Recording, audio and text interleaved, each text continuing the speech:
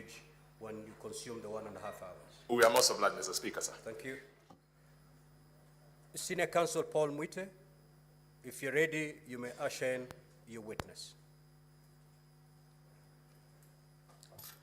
Mheshimiwa Speaker, just to get clarification, I was under the impression that the National Assembly will proceed and close their case, and that then Council for I was under the impression President will now present the Deputy President, who is the only one that we are calling as a witness, and that thereafter the National Assembly will make their closing speech, and we will have the opportunity at that time to also make our closing speech. So I would like to have clarification. Very well, Senior Counsel. Maybe I'll read the whole program all the way to the end. Thank you. You will proceed. Of course, for the record, I will ask the National Assembly to officially rest their matter to allow you usher in your witness. Once your witness takes to the stand, you have 2 hours to present your case. The National Assembly has 1.5 hours for purposes of cross-examination. Thereafter, the senators will have 1 hour to seek clarifications or ask questions. Once that is done, the Counsel for the National Assembly will have 1 hour to make closing remarks.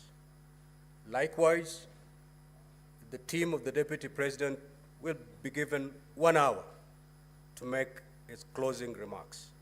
Once that is done, the Senate will move into a closed session as per our rules of procedure. So that is the program for this afternoon. I'm now very clear, Mheshimiwa Speaker, and I thank you. The situation is now clear. But just before I ask whether the National Assembly still wishes to call a witness whose affidavit was filed, the governor of the county government of Nairobi, Johnson Sakaja. We have a copy of his affidavit. Is he going to be called or not called? Because if the National Assembly is not calling that affidavit, whose affidavit is part of the record and was availed to us, that affidavit, Mheshimiwa Speaker, contains allegations that are extremely injurious to the Deputy President. So if he is not going to be called, we will be making an application for that affidavit to be expunged from the records of this Honorable Senate. Thank you. Counsel for the National Assembly, you had listed quite a number of witnesses. Are you going to call all of them, or are you going to, for the record, are you going to close your case where we are?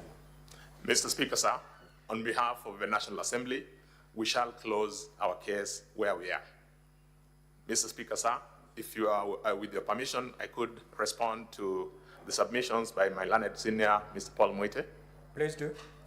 Mr. Speaker, sir, at the beginning of the proceedings that we are currently going through, this House did invite parties to give indications as to the witnesses they wanted to call. Mr. Speaker, sir, we gave the list of the witnesses whom we thought were relevant for purposes of clarifying what we needed to have clarified. If Counsel for His Excellency the Deputy President did not do as much or did not take advantage of that window that was open, surely they cannot blame us for it. But secondly, and more importantly, Mr. Speaker, sir, yesterday, in the course of the deliberations in relation to one of the preliminary questions that had been raised, you gave a very clear ruling on the intendment of Rule 20 of the rules of this House. In particular, the understanding was that every material that was forwarded by the Speaker of the National Assembly to this House constituted evidence in support of the allegations that are the subject of inquiry by this House. It then follows that if the application that learned senior counsel, Mr. Paul Mwita, is making were to be looked at in its totality, he is actually making an application to amend or to remove certain aspects of the evidence from the record. Mr. Speaker, sir, that is an issue that you settled and rested yesterday. I don't think it's an issue that is open for re-intervention. Mr. Speaker, sir, it should also suffice to note that even on our side, there are affidavits that form part of the record that came from the National Assembly. In particular, there is an affidavit sworn and which is in favor of His Excellency the Deputy President, an affidavit sworn by the joint executors of the will, that is Mr.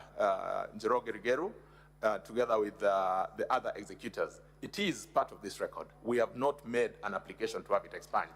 We have an opportunity to deal with it when the time comes. Lastly, Mr. Speaker, sir, the nature of the sittings that this House currently is undertaking is quasi-judicial. It is inquisitorial in nature. If that is to be the correct position, Mr. Speaker, sir, then the rules of evidence as we know it in the court would not necessarily bind the proceedings, because what has been presented is the subject of what the honorable senators are going to investigate. At the end of it, it is not a judgment that they will be giving, it will be a vote. I rest my case, Mr. Speaker, sir. Senior Counsel Paul Mwita.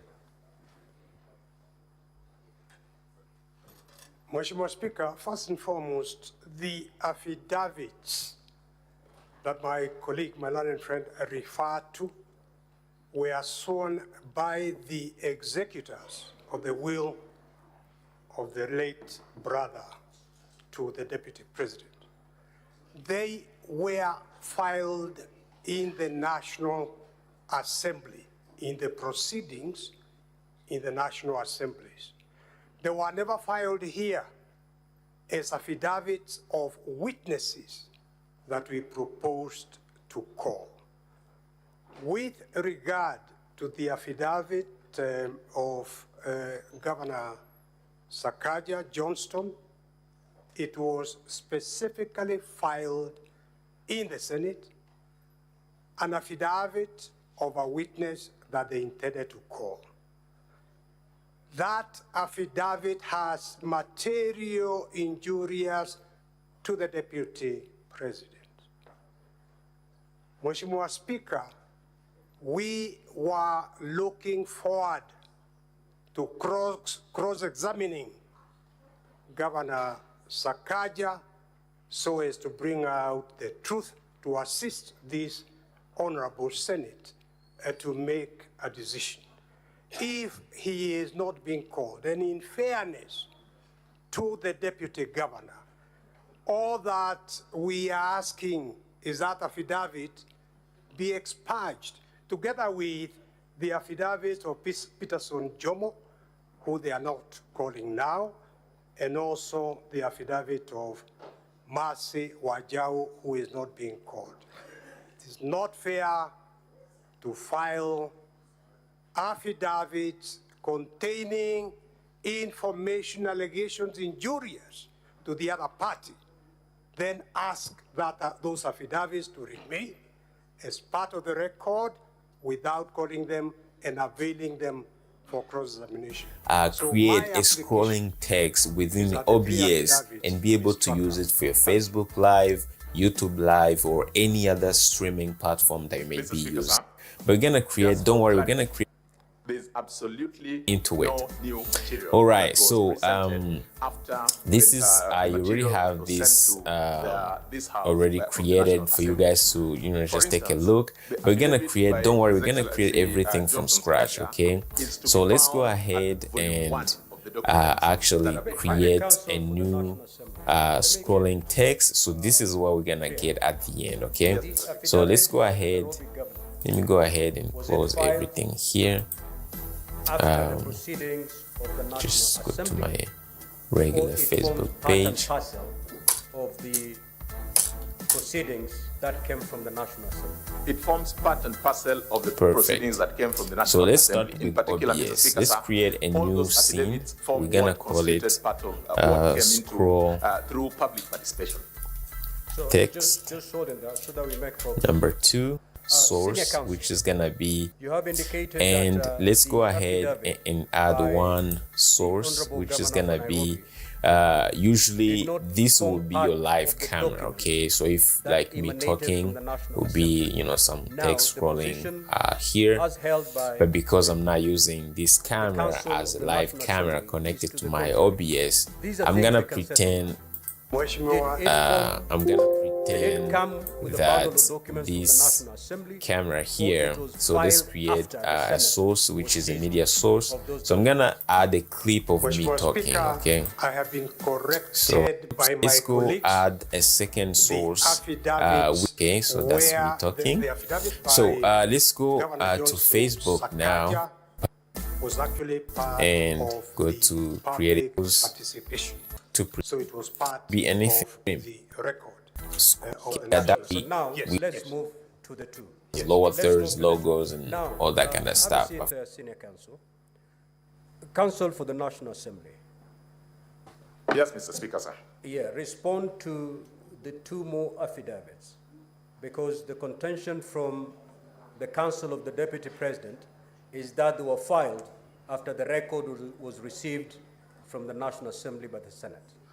Mr. Speaker, sir, I reiterate the position that we earlier on gave, that there's not any single document other than the document that was admitted yesterday pursuant to our application that came in after the record had been presented before this So House. the affidavits were not filed after the Senate received the bundle of documents from the National Assembly. Absolutely not. Can you lead us to the volume and the page containing these affidavits from the National Assembly? Mr. Speaker, sir, just give me 1 minute to consult with my colleagues here. I identify it, then I bring it. It's not an issue that we had anticipated. Yeah, so that we settle this matter. Most of that. Yeah, let's settle it.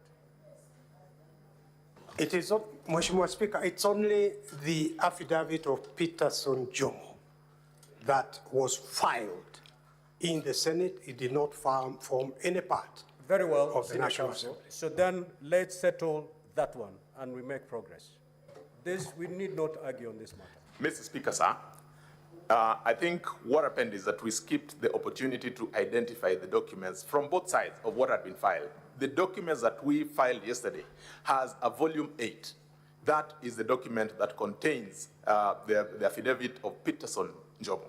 So So it it is is that part- affidavit, if you go to the Senior Counsel, it is that affidavit that they're looking forward to cross-examining the deponent.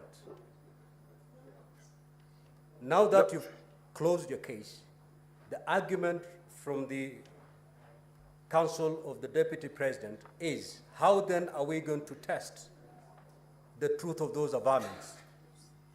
What say you on that? Mr. Speaker, sir, I did give an indication that, number one, at the commencement of these proceedings, any party who wanted to cross-examine any of the deponents of any of the documents had an opportunity, upon your invitation, to invite such parties to appear before them. If our counterparts appearing for His Excellency the Deputy President did not find it appropriate to call that witness at that point in time, they cannot now hold us to say that you had said you'd call this person, you will not call them. Because the person we were to call was for purposes of clarifying what we thought was important for us. Now, this being an inquisitorial proceeding, a quasi-judicial proceeding, Mr. Speaker, sir, I think it would be a stretch to expect that if we didn't call or if we didn't avail any of the witnesses that were mentioned in any of the affidavits, then as of necessity that follows that record or that affidavit needs to be expunged. That's what I was saying. Pursuant to your ruling yesterday, that is evidence and material that was presented yesterday. It forms part of your record. Now, before I give my way forward, Senator for Nairobi City.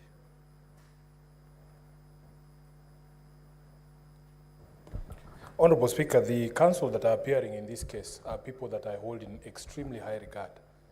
Senior Counsel Paul Muite appears to not have the confidence of the judges sitting here that we know how to treat evidence contained in an affidavit that is not tested at cross-examination. Even the judges you appear before in the courts that you practice in know what to do with evidence of a person who is not availing themselves for cross-examination. So, Honorable Speaker, I really don't understand what the contention is, because we sitting here as judges know how to treat that evidence, and I wanted to take this opportunity to calm the anxiety of Senior Counsel Paul Muite, that indeed we do know what to do with such evidence. Now, so that we make progress, Senior Counsel has raised an important matter, which matter has been responded to by the Counsel for the National Assembly. Now, honorable senators, there is an affidavit sworn by one Jomo Mushira, who had been listed to appear as a witness for and on behalf of the National Assembly. The National Assembly has closed its case without calling that particular witness, and yet there's an affidavit that the counsel for the Deputy President will not have an opportunity to cross-examine. The question, as you retire at the end of this hearing, is to look at the probative value of that particular document. Senior Counsel Paul Muite, your point is valid. The senators have noted.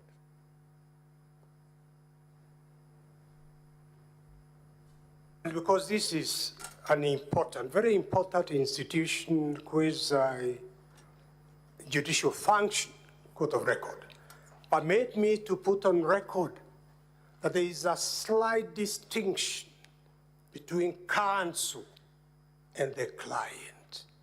I have absolute full faith in honorable senators, including my friend, the senator for Nairobi, but I am carrying out instructions of my client. Yeah, so I've given direction on this particular matter. Let us move forward. Having said that, Senior Counsel Paul Muite, if you're ready, you may now usher in your witness. Mheshimiwa Speaker, we are anxiously waiting for the Deputy President. My colleagues can stand here, can stand in. For me, let me make inquiries and find out where he's held up. We certainly wish to call him as a witness. Very well.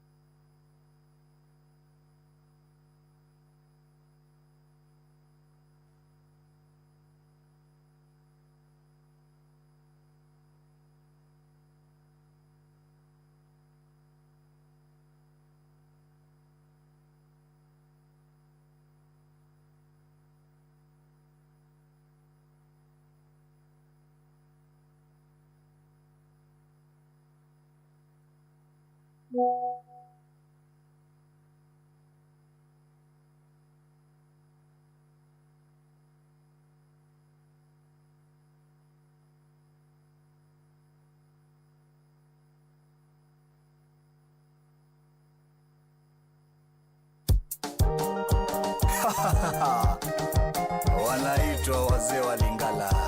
Raundi hii ni upendo wa Yesu. Mtoto wa Muya, Samueli, Peter, Abeli, Joseph. Mbote moninga ya solo. Toko imba na yo masia. Nipe ngoma nani. Yes, what is your point of view? Nimekuja nguru wasiri ati Yesu ni upendo. Aliponipenda mimi wakati nilikuwa mwenye dhambi.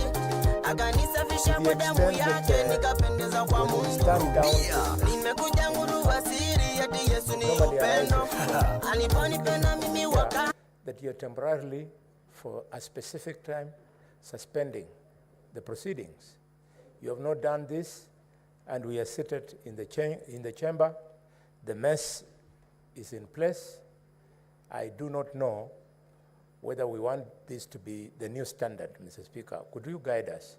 We have no idea how long we're going to wait. And time is running, Mr. Speaker.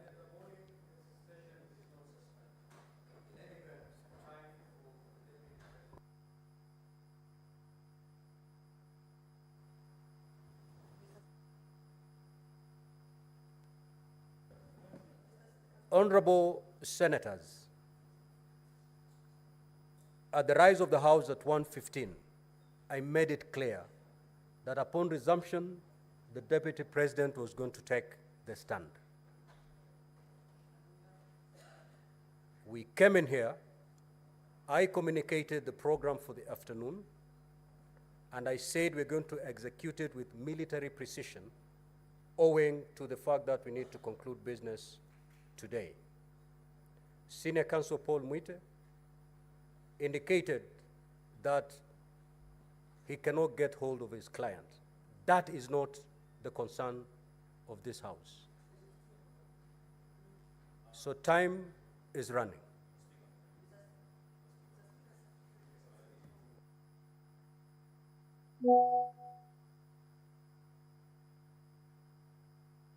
Order.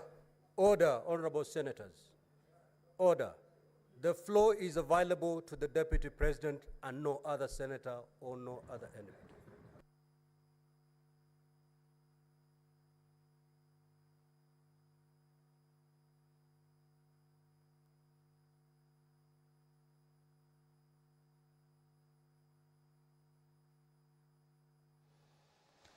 Well, the Speaker of the Senate, Honorable Amason Kingi, currently presiding over the business of the Senate this afternoon, has just directed that the floor at this particular juncture is not available to any other senator owing to the... Enoch, I used very basic English. I know you. You have such a wonderful grasp of the language. You need not to get any clarification.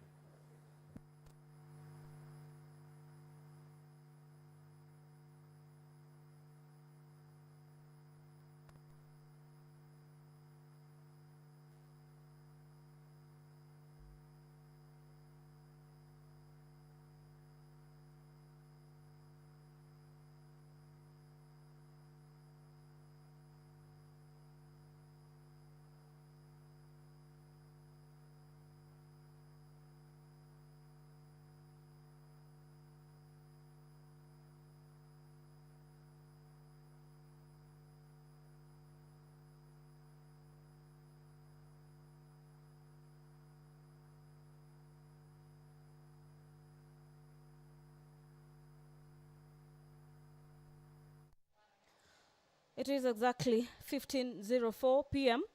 this afternoon, being the 17th day of October 2024. The afternoon sitting of the Senate this afternoon was to kick off with the Deputy President taking the stand, bearing in mind the DP, His Excellency Rigathi Gachagua, is the sole witness in the case where the National Assembly, through the move of the motion, Honorable Mwengi Mutuse has leveled 11 grounds for impeachment of the Deputy President from office. We have already dispensed with the prosecution side, and during this afternoon sitting, immediately after the commencement of business, the council representing the National Assembly have confirmed to the House that they do not intend to call more witness in regards to this case. The counsel for the Deputy President had requested the House through the Speaker that any evidence where the witnesses are not appearing be expunged from the record.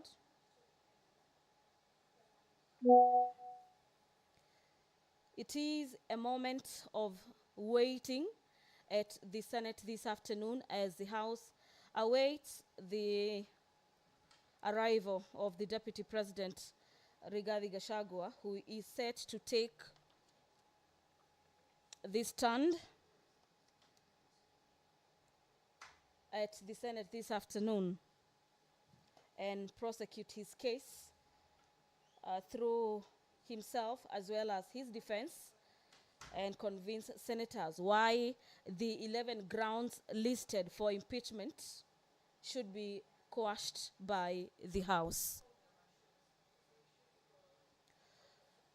Our dear viewers, the motion for the removal by impeachment of His Excellency Rigathi Gachagua, EGH, the Deputy President of the Republic of Kenya, has 11 grounds where the National Assembly is seeking to have the Senate uphold the charges, or at least one of them, to have the Deputy President cease to hold office today.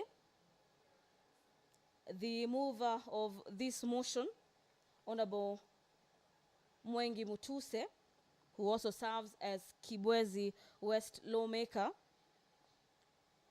has told senators for the better part of yesterday and today that his desire through this motion is that the House finds the Deputy President to have committed the offenses listed in this motion.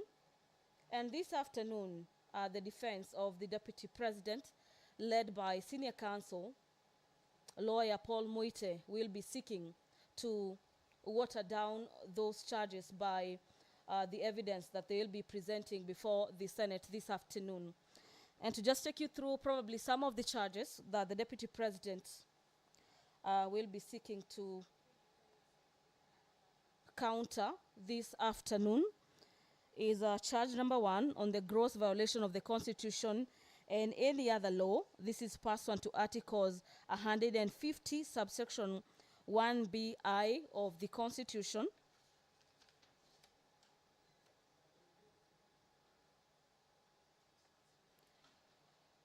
Charge number 2 in the impeachment motion by Honorable Member for Kibwezi West. The Honorable Member alleges in his motion that there is gross violation of Articles 147 subsection 1 and 152 subsection 1 of the Constitution, where the Deputy President is being accused of undermining the presidency. Under Article 147 subsection 1 of the Constitution, the Deputy President is the principal assistant of the President and shall deputize the President in the execution of President's function.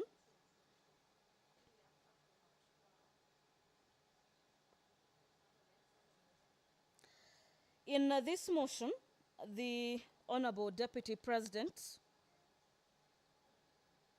is accused of going in contravention with cabinet resolutions on matters evacuation of people residing along Nairobi River, and that shortly after being in contravention with the cabinet resolution, the Deputy President made public a statement opposing the Nairobi River riparian execution orders. According to the mover of the motion, this is undermining the resolutions by the cabinet. Under charge number 3, again on gross violation of Article 6, subsection 2, Articles 10, subsection 2A, Article 174, and Article 188, and the 4th schedule of the Constitution, where the Deputy President is accused of undermining devolution.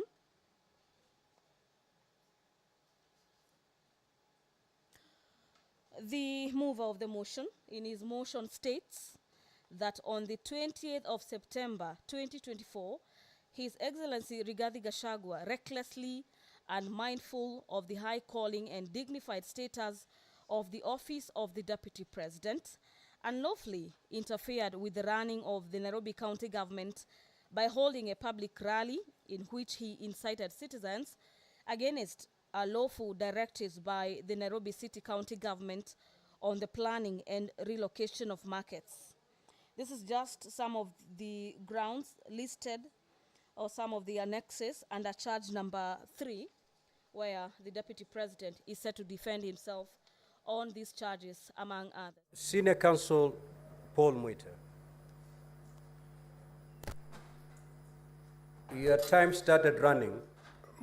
Mheshimiwa Speaker, may I... Let me just conclude, Senior.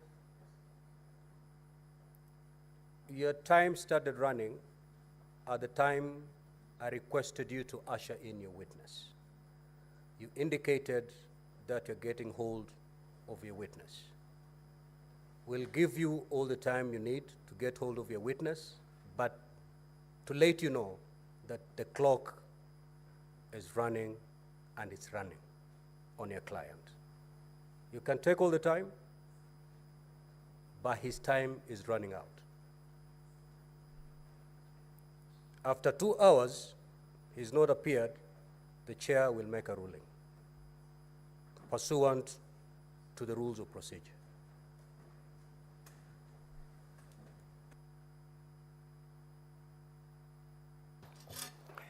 Mheshimiwa Speaker, may I start first and foremost by expressing apologies and regrets that the Deputy President is not here, and by not being here, the inconvenience and delay caused to Mheshimiwa Speaker and to honorable senators. The position, Mheshimiwa Speaker, is that during that period that I went to try to find out why he wasn't here, because as Mheshimiwa Speaker knows, the Deputy President has been coming here absolutely punctually every day. The sad reality is that the Deputy President, the Republic of Kenya, has been taken sick, very sick, and as I address Mr. Speaker in this honorable House, senators, he is in hospital, Mheshimiwa Speaker. That is a sad reality.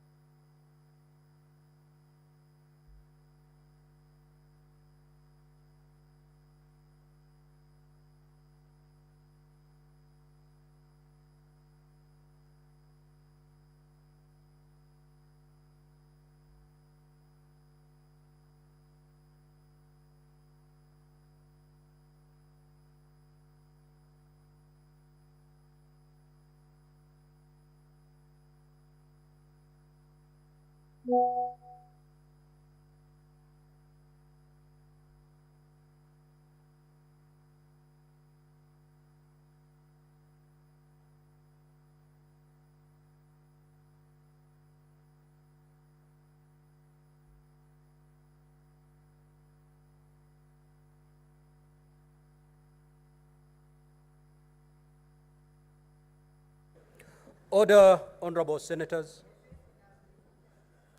Order, honorable senators. Senator Kajuang. Now, Counsel for the National Assembly, you have had Senior Counsel Paul Mwite for and on behalf of the Deputy President. Considering that this is a time-bound process, what is your reaction? Mr. Speaker, sir, this is a house governed by the rule of law. We truly empathize with the difficulty that His Excellency, the Deputy President, has found himself in. But, Mr. Speaker, sir, pursuant to Rule 11 of the rules governing this process, if I may, with your permission, maybe Counsel for the National Assembly. Yes, Mr. Speaker, sir. Just take a seat before you make your rejoinder. Senior Counsel Paul Mwite, having said whatever you've said,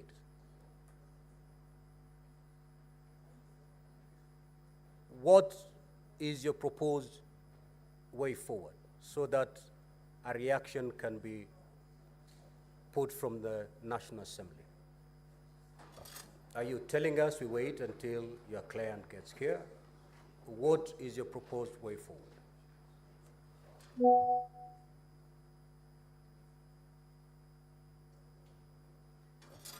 Mheshimiwa Speaker, I have just received this information. My proposal is that you give me at least the rest of the day. I would like to go and have an assessment of his situation and maybe even come back here by 5 p.m. Right now, I would like to make an informed sort of situation after I see the Deputy President and I see the doctor, Mheshimiwa Speaker, at least an hour or two. Yes, thank you. Very well. Counsel for the National Assembly. Mr. Speaker, sir, having very keenly listened to my learned senior colleague, Paul Mwite, Senior Counsel, it puts us in a bit of a difficulty because whereas we may want to empathize with the situation, there appears to be no indication from their end as to a specific proposal. Mr. Speaker, sir, this being a house governed by rules and this process being a time-bound process, I will draw your attention to Rule 11 of the rules of this, this House. If I may read, Mr. Speaker, sir, that where the National Assembly or the President chooses not to appear before the Senate, that fact shall be put on record and the Senate shall proceed with its investigation without further reference to the National Assembly or the President. But the Senate may, for exceptional reasons to be recorded, permit a later appearance before the Senate by the National Assembly or the President. Mr. Speaker, sir, I think this rule would give us guidance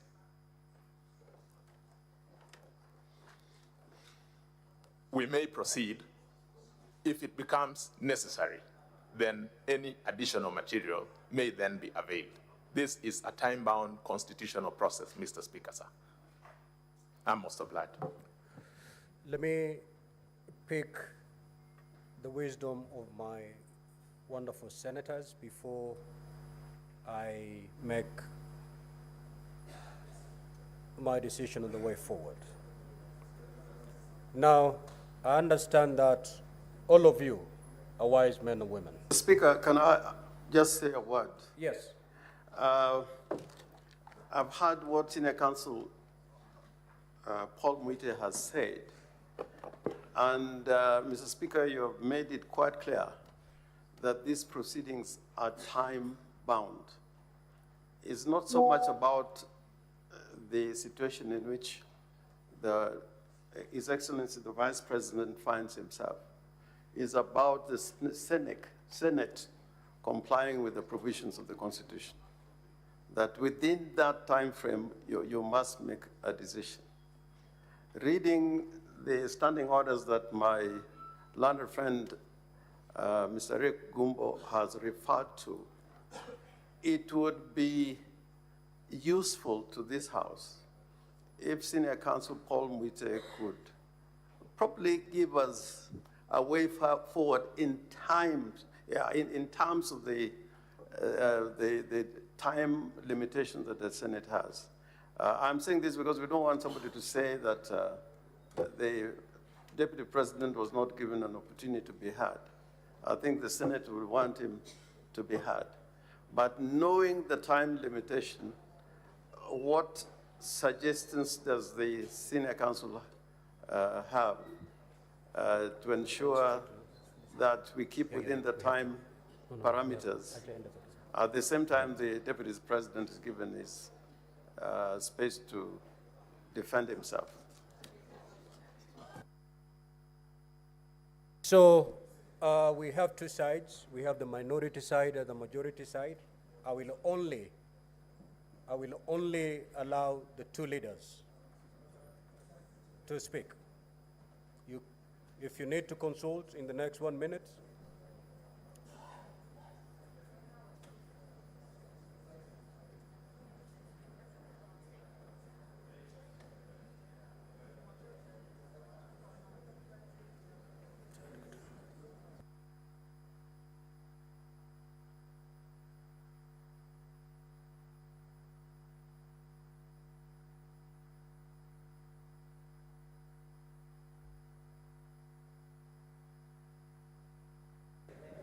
now, honorable senators, our standing orders have not been suspended yet. It is only Senator Mazayo and the majority leader. The rest, take your seat. The rest, please take your seat.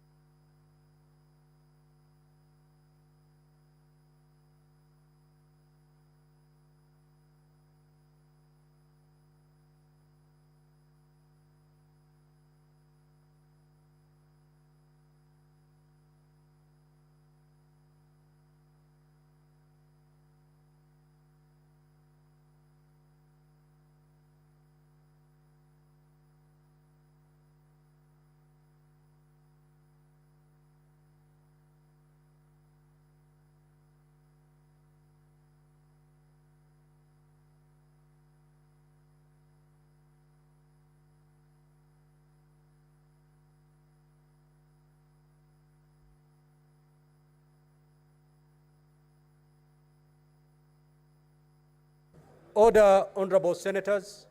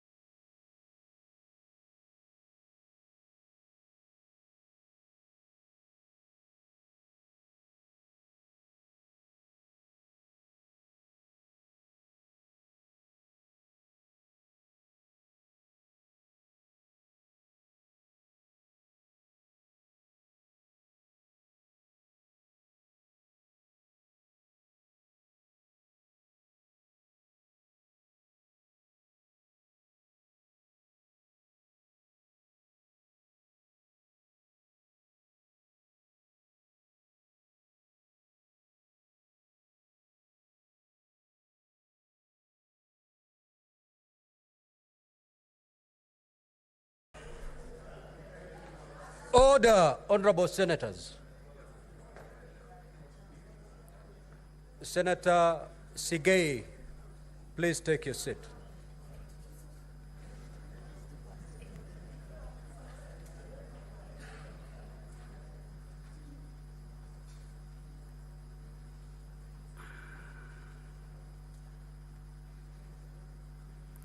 Now, honorable senators, we are facing a very unprecedented situation.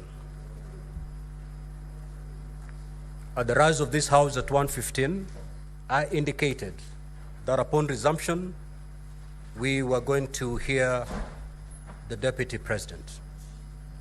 Upon resumption, Senior Counsel Paul Mwite, for and on behalf of the Deputy President, when I asked him to usher in the Deputy President for purposes of presenting him to give his evidence in chief, the Senior Counsel indicated that even him, he was unaware of the whereabouts of his client, and he asked for a few minutes to go fetch him, wherever he was.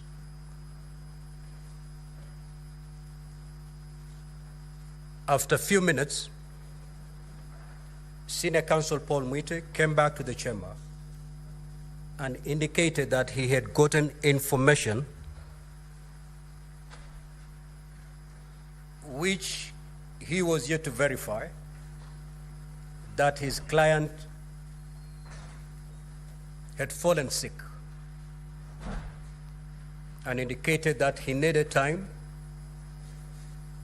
to go look for him in whichever hospital he is, and that he should be given up to 5 p.m. today. The Counsel for the National Assembly, in response, indicated that this is a time-bound process. He referred to the Senate to Rule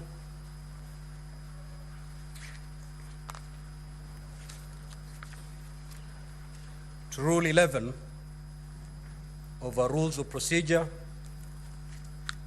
that where the Deputy President fails to appear, the Senate can actually proceed, or for exceptional reasons to be recorded, permit a later appearance before the Senate of the Deputy President. Having considered the two sides,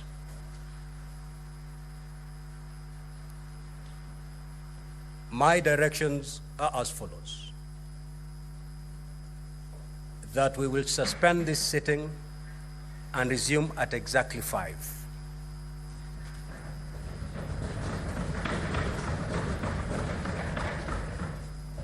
So the Deputy President, we expect the Deputy President then to take the witness stand at 5.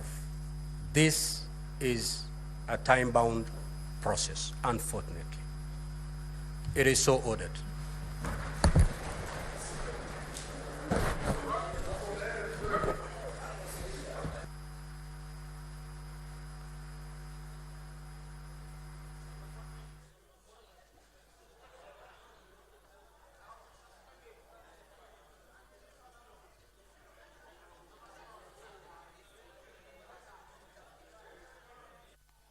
The Speaker of the Senate has directed that the sitting be adjourned for about a couple of hours to allow the counsel for the Deputy President to get hold of him. As it is, our dear viewers, at this particular juncture, the lead counsel for the Deputy President has just told the House that they could not get hold of their client, requesting for more time to get in touch with the client. Senior Counsel Lawyer Paul Mwite has told the House the information he has is that the Deputy President has been taken ill. And so for this juncture, we will be taking you back to the broadcasting house, KBC. We will be resuming these normal proceedings again at 5 p.m. My name is Gladys Mungai, and on behalf of the broadcasting team that made this possible, we will be back with this live broadcast at 5 p.m. this evening.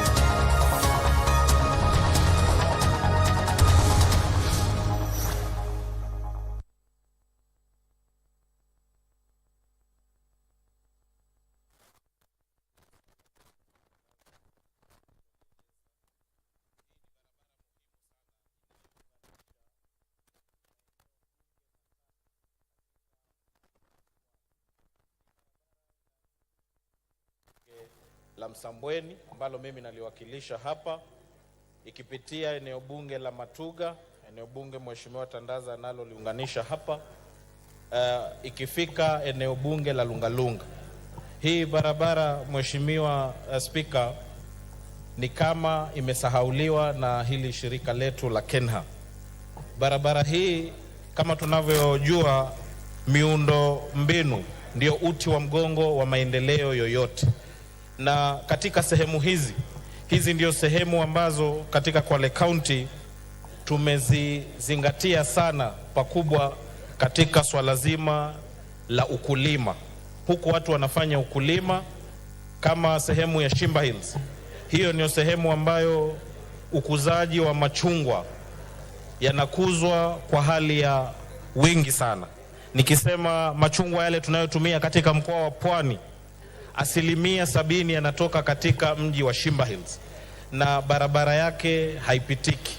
Kwa hiyo hata mimi ningemuomba mwenyekiti wa ile komiti ya transport atueleze, aje hapa atueleze wizara iko na mikakati gani ya kuhakikisha hii barabara inakarabatiwa kwa haraka upesi. Asante sana Mheshimiwa Speaker.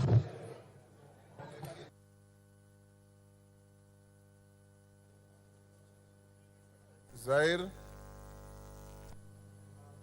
Honorable Chair, Honorable Speaker, I acknowledge the response and the statement from the members, but the chairman will give a comprehensive response in the next 2 weeks. Thank you. Thank you, so that. Yes, Gichumu.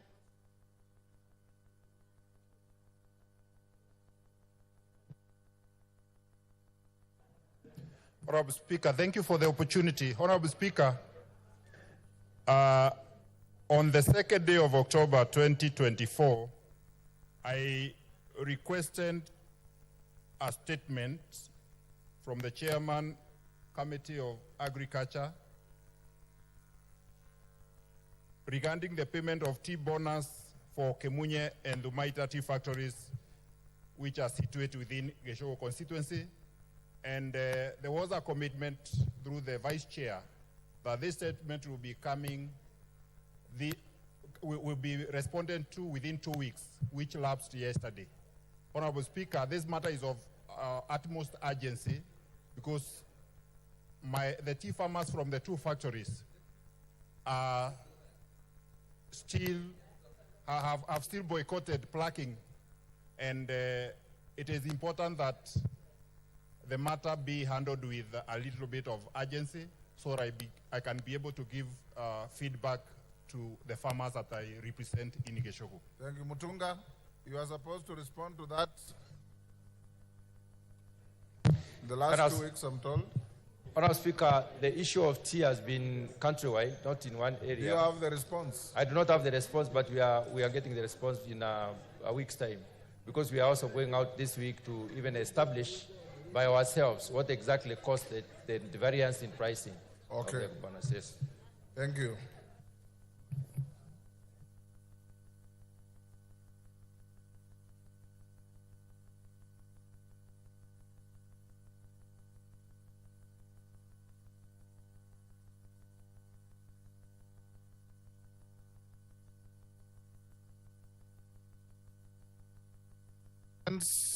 Starting with Chair Rhodes, I'm told, Zaire, you have the responses. Start by responding to the statement of Monica Marubu. Thank you, Honorable Speaker.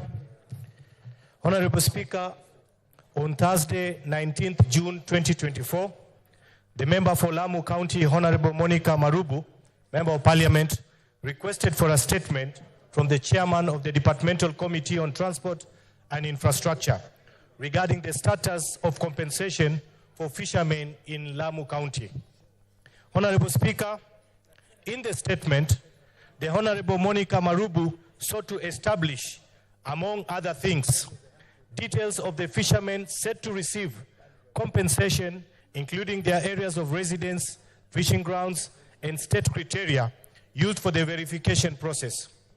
Honorable Speaker, measures in place to ensure that only fishermen from the affected fishing grounds and local fisher community receive compensation and provide timelines for completion of the compensation process. And why the government is yet to implement a fishing value chain approach to boost the fishing industry of the area, considering that the compensation provided to fishermen does not provide a long-term solution, hence jeopardizing the sustainable source of livelihood of the community. Honorable Speaker, the committee received a response from the Ministry of Roads and Transport through the Clerk of the National Assembly on the 20th of September 2024, which I wish to make. Honorable Speaker, regarding the details of the fishermen to receive the compensation, including the areas of residence, fishing grounds, and state criteria used for the verification process. The ministry acknowledged that the fishermen residing in Lamu County are set to receive cash compensation. It also noted that the affected victims were identified through beach management units with the cooperation of the local BMUs, chairs, and the county government. Honorable Speaker, in March 2023, KPA, Kenya Ports Authority, began verifying and processing agreements for compensation, initially approving 4,026 fishermen. However, a directive from the EACC halted payments for further verification. Honorable Speaker, after completing their investigation, the EACC validated 4,167 fishermen, while an additional 567 names were requested for verification. As per the court order from December 1st, 2022, KPA has commenced compensation payments of Kenya shilling 241,714 to each of the 4,026 approved fishermen and boat owners, totaling to 973,141,852. Honorable Speaker, payments were to be completed by June 2nd, 2024. Up to date, KPA successfully processed payments to 3,887 fishermen, while 139 payments bounced due to incorrect bank details. Honorable Speaker, with regards to the measures in place to ensure that the fishermen from the affected fishing grounds and local fisher community receive compensation and provide timelines for completion of the compensation process, the ministry submitted that KPA, guided by the EACC, will adhere to a set criteria. The compensation is expected to be completed by mid of December 2024, contingent on the chairs of beach management units, famously known as the BMUs, providing the identities of the 567 disputed names. Honorable Speaker, the list of the eligible fishermen and boat owners were compiled by officials of the BMU and representatives from the county government of Lamu based on the following criteria. 1, they must have been fishermen or boat owner by October 16, 2016. They must have been registered with the county government of Lamu as either fishermen or boat owner or by the same date. Honorable Speaker, regarding the reasons government is yet to implement fishing value chain approach to boost the fishing industry of the area, considering the compensation provided to fishermen does not provide a long-term solution, hence jeopardizing the sustainable source of livelihood of the community. The cash compensation is 65% of the Lamu fishermen compensation amount.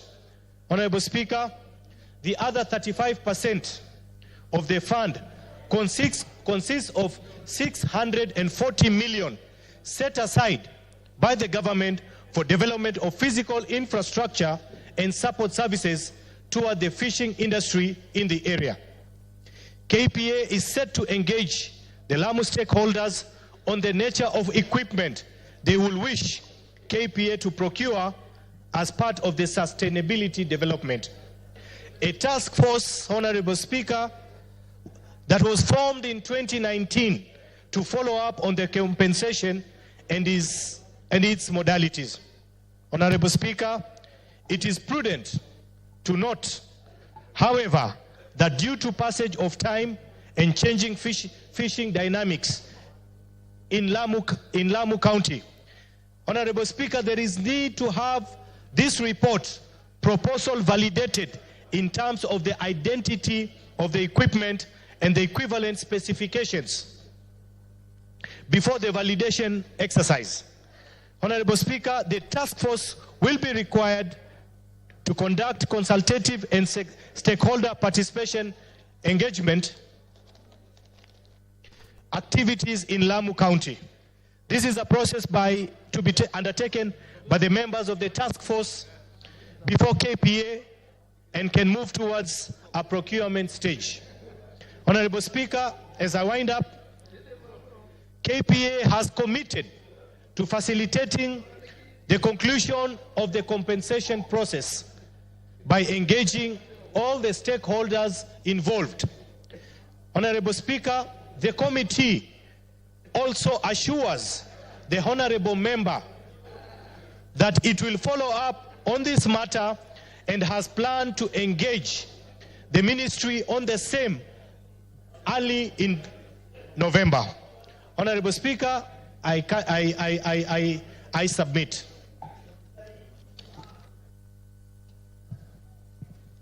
Okay, the originator of the question, do you want to make a comment? Thank you, Madam Speaker. Madam Speaker, the honorable member and a member of the said committee have indicated that the identification and indeed the compilation of the list of the beneficiaries were done in collaboration with everyone else except the members of Parliament of the National Assembly. KPA is the Ministry of Transport and KPA are functions of the national government. How come that the names and the process was done with everyone else except the members of the National Assembly, myself and the other members included? Number two, Madam Speaker, I have not seen the list of the 3,800 and something fisher persons that the honorable member has indicated have been compensated. I hope the list is available because we have had a situation in Lamu where everyone else is compensated except the people of Lamu. We had a situation where people were compensated for land in Kililana for the Lamu port, and these people, like 3/4 of the people that were compensated, were people out of Lamu. So in this situation, Madam Speaker, I can always I can almost commit that the list of the said members of the fishing community are not people of Lamu. But then we will see the list and then we will interrogate and submit it to the people, because we've had a situation where people are taking the money for the people of Lamu. Thank you, Honorable Speaker. Okay.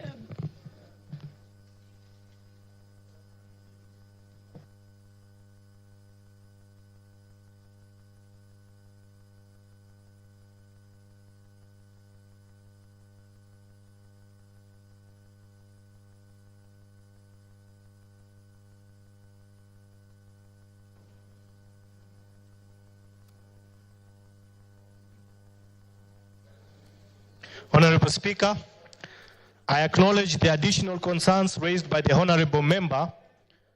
As a committee, through the Chair, we will follow up by engaging the Ministry further and inviting the Cabinet Secretary to a further meeting together with the Honorable Member, so that she can come and have a meeting with the Ministry and members of the committee. Fair enough, thank you. Next, is there a response for the question by Honorable Ruku? He's not around. Okay, so let's proceed to the other statements. You have the statement, okay, proceed. But the member is not here. I think just table the report, since the member is not here. Thank you. Let's go to the responses to previous questions. The response by the Communication, Information and Innovation Committee Chair to respond to Honorable Clive Kiziaro. Back here. Are you doing it on behalf of the committee? Yeah, I'm the Vice Chair of the committee. Let me respond. Proceed. Thank you, Speaker. The Honorable Clive Gisairo, Member for Parliament of Kitutu Masaba, of the 13th Parliament of the 3rd Session of the National Assembly, raised the question below.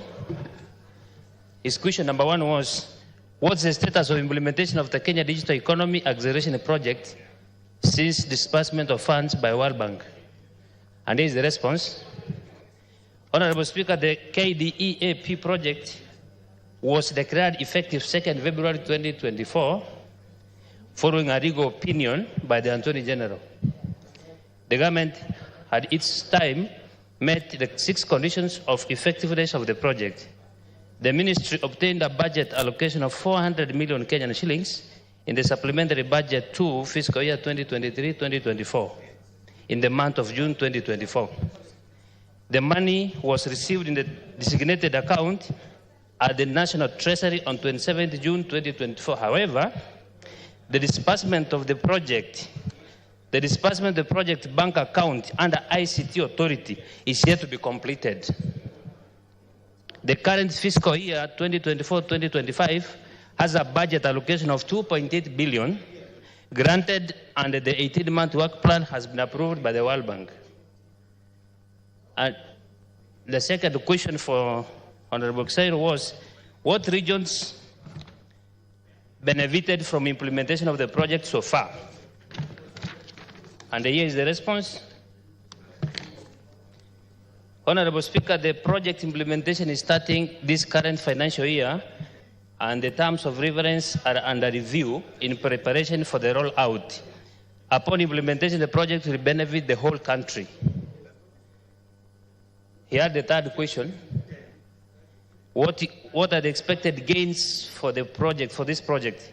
The response, Honorable Speaker, the beneficiary of the project include citizens, the private sector, public sector agencies, students, and civil servants. Individuals across the nation will benefit from wider opportunities to participate in the digital economy through the widened access of broadband internet, public Wi-Fi hotspots, and the community access schemes, as well as digital access of public services, as well as enhanced data protection. The program places a strong emphasis on digital inclusivity and bridging the divide, i.e. the BWDs, that's people with disabilities, vulnerable communities, and underserved areas. On the same note, we have the second response for Honorable Doris Donya Toto, the women rep for Kisii. He had asked the question 1, measures that are in place to ensure the ISPs such as Safaricom. What's your point of order? Thank you, Honorable Speaker.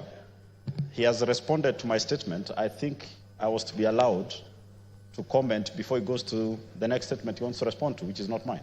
Okay, I think we can allow that. So let's wait for the next statement. Proceed. Thank you, Madam Speaker. Madam Speaker, I sought for a statement around 6 months ago. The statement was in regard to a disbursement by World Bank of $390 million, which is equivalent to 48 billion Kenya shillings. Madam Speaker, the response we've had here is not worth 100,000 Kenya shillings. This is basic and simply disrespectful to this House. Honorable Speaker, this is the reason why the chair has always avoided bringing this statement to this House, despite my many follow-ups. He had even confided in me that he cannot stand in this House to read this statement. Because what is written here, I doubt even the permanent secretary went through it before appending his signature. This is a statement written by an intern in that office. When we are talking about 48 billion, and the response talking about 400 million, which again, it goes ahead to say, has not gotten into their account. A project which was funded in 2023 March to date. Honorable Speaker, I'm totally dissatisfied with this response and would like that the committee helps me get a proper response, even if it means me joining them in the committee to get to the depth of this matter. We cannot have such responses after 6 months. You get 3 leaves of paper explaining nothing, telling us that the beneficiaries will be the citizens and the whole country. Honorable Speaker, I'm totally disappointed and I hope to get a proper response on the statement that I sought from the committee chair of ICT. Thank you, Madam Speaker. Honorable Nabi.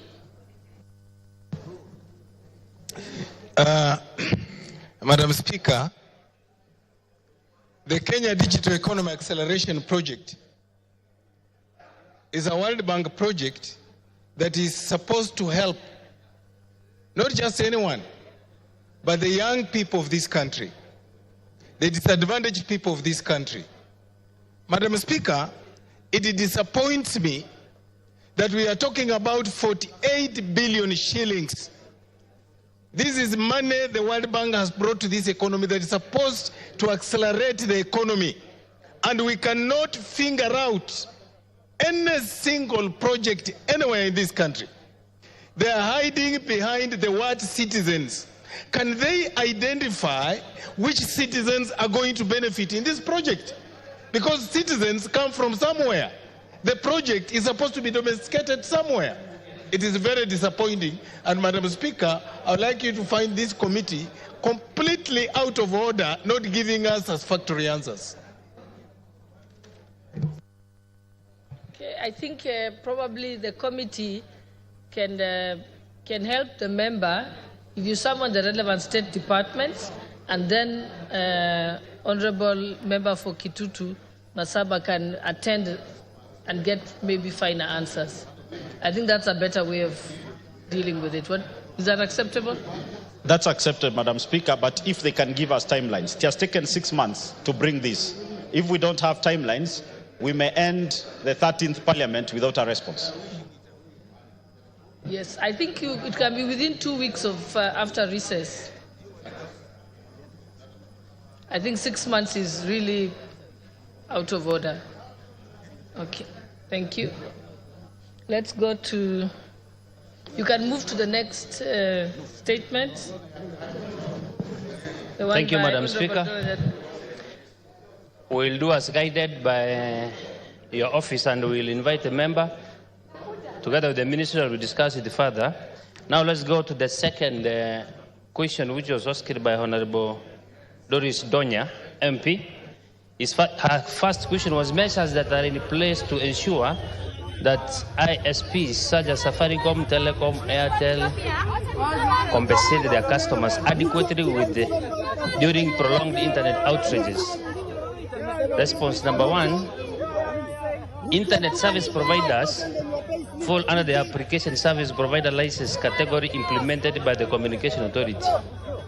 The authority has licensed over 500 applications service providers, and they are required to provide quality services devoid of service interruptions. The licensed entities are required to put in place measures that will ensure continued uptime of their services to ensure high availability, reliability of internet services, as well as customer complaint handling mechanism. Whereas the current regulatory framework does not prescribe specific compensation in case of service outrage, the service providers provide for different levels of compensation to their customers. These include wireless data bundles when affected by fiber at home, internet services downtime, data bundle period extension for period of unavailability, no charge for postpaid customers for period of unavailability, apologies, communicate through various communication channels. That was our first question. He had another question. Question number two, clarify on the implementation of broadband compensation and repeats by internet services providers for their customers in the event of service disruptions. The response, the interruption during planned activities or system upgrade, that's maintenance, licenses are required to notify the CA and their customers 7 days before such a downtime.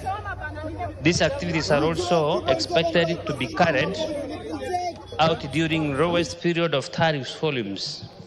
For unforeseen outrages, licensees are expected to inform the CA of the occurrence within 24 hours and outline the measures they have undertaken to ensure minimum disruptions of service to customers.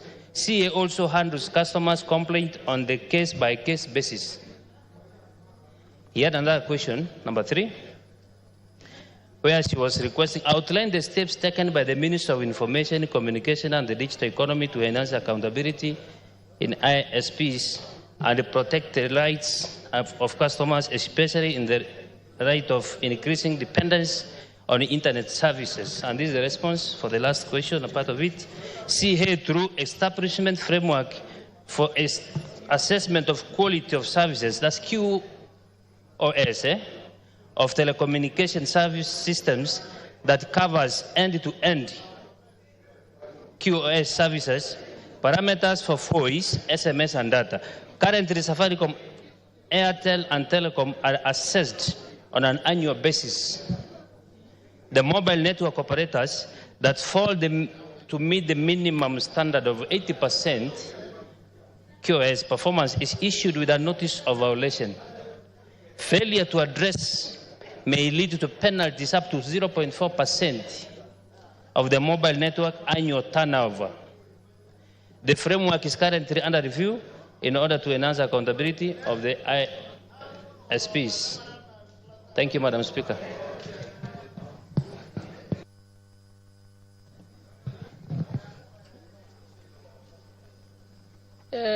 Honorable Donya Doris, do you want to comment?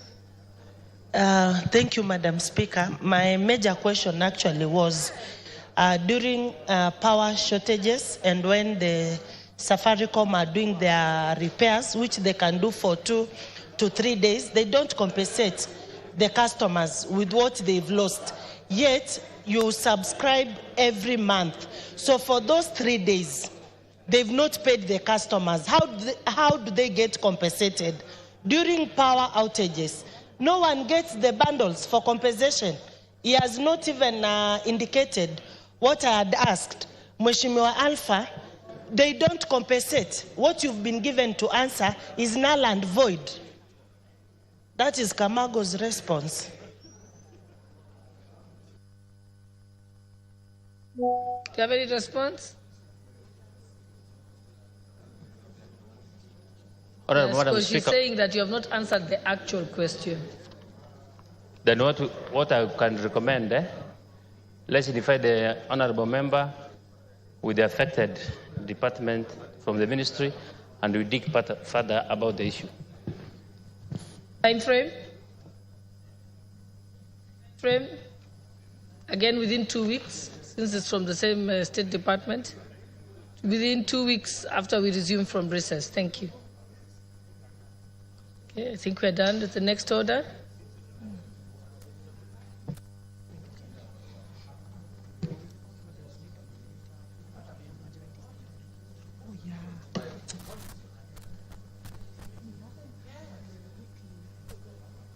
Oh, it's a statement. Do you have your weekly report? Thank you very much, Honorable Speaker. Honorable Speaker, I am holding brief for the substantive majority leader for his usual Thursday statement. And Honorable Speaker, pursuant to Standing Order number 44-2A, I rise to give the following statement on behalf of the House Business Committee, which met on Tuesday, 15th October 2024. Although again the House Business Committee still met today to prioritize business for consideration during the week. Honorable Speaker, I wish to commend the leadership of this House and members for the dedication and cooperation exhibited in the session so far. As members will note, Honorable Speaker, the House resolved to hold sittings tomorrow on Friday, 18th October 2024, commencing at 9:30 a.m. and 2:30 p.m. respectively, tomorrow on Friday. The House is therefore set to proceed on a short recess commencing Tuesday, 22nd October 2024, and resume regular sittings on Tuesday, 5th November 2024. I really hope the members who are consulting in loud, Honorable Speaker, are able to take note of the particular dates, because it will be remembered that when we went for a short recess last session, Honorable Speaker, some few members still reported to duty in this House the following day because they were not very keen on when the House adjourned for short recess. So I say that the House is going to proceed for short recess from Tuesday, 22nd October, and the regular sittings will resume on Tuesday, 5th November 2024.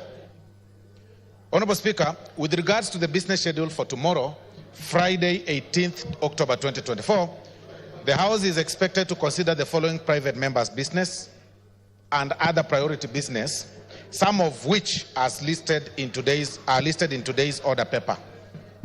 Committee of the Whole House of the Senate amendments to the Food and Feed Safety Control Coordination Bill 2023.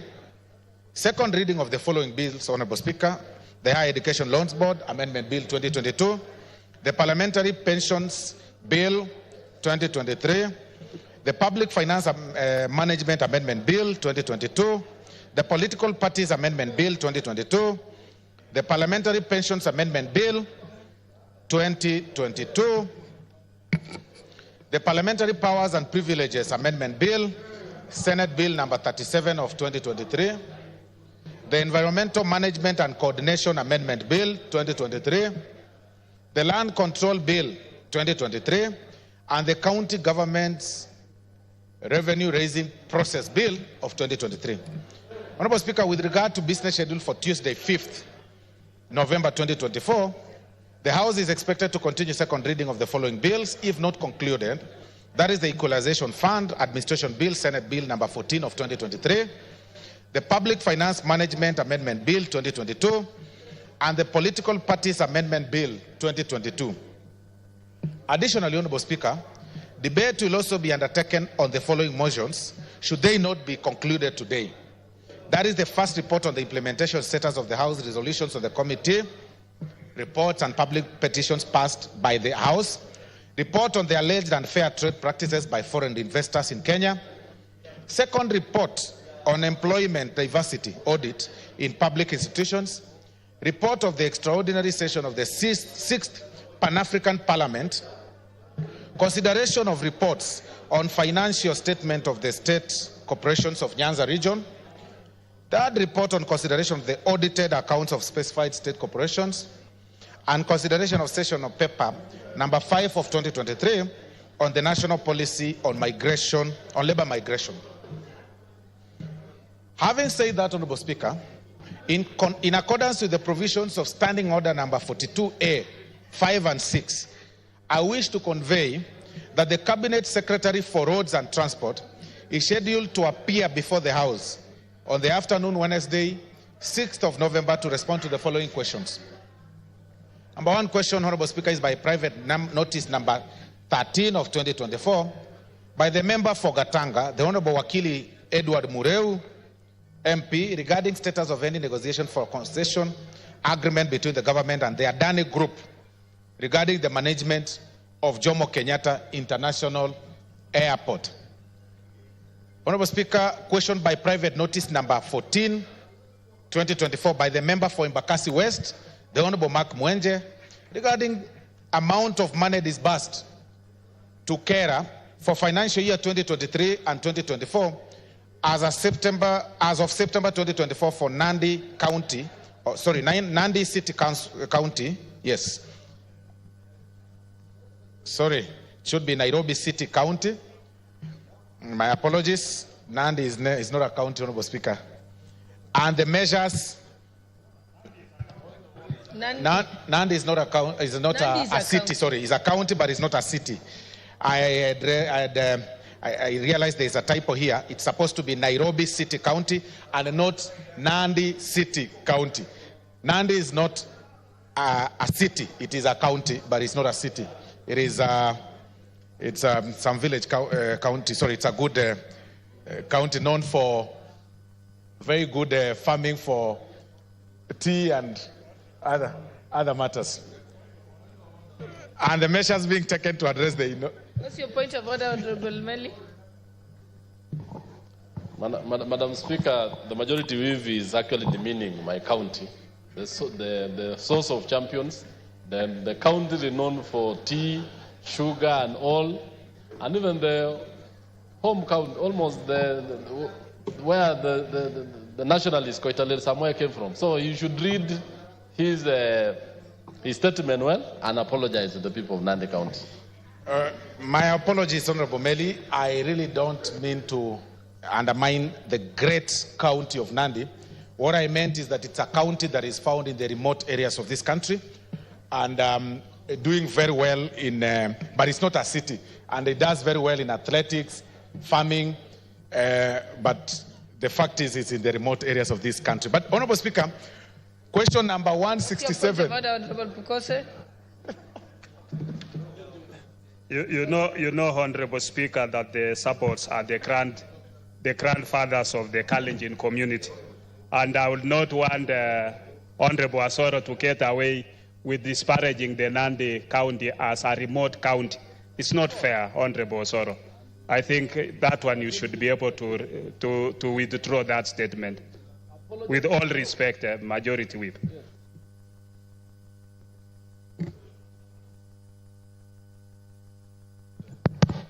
Thank you very much. Honorable Speaker, I hope Honorable Pukose will take judicial notice of the fact that my first girlfriend hailed from Nandi County, and I found that village was very remote when I was visiting that area then. And I also want to inform Honorable Pukose that I was privileged to attend a great school in a very, very great school in a remote area of Nandi County called Kapsabet. So, Honorable Speaker, I know when I say, no, the school is great, but it's found in some very remote area in Nandi County. But I am fair that Nandi is a great county. Question number 167, but it's not a city, we agree.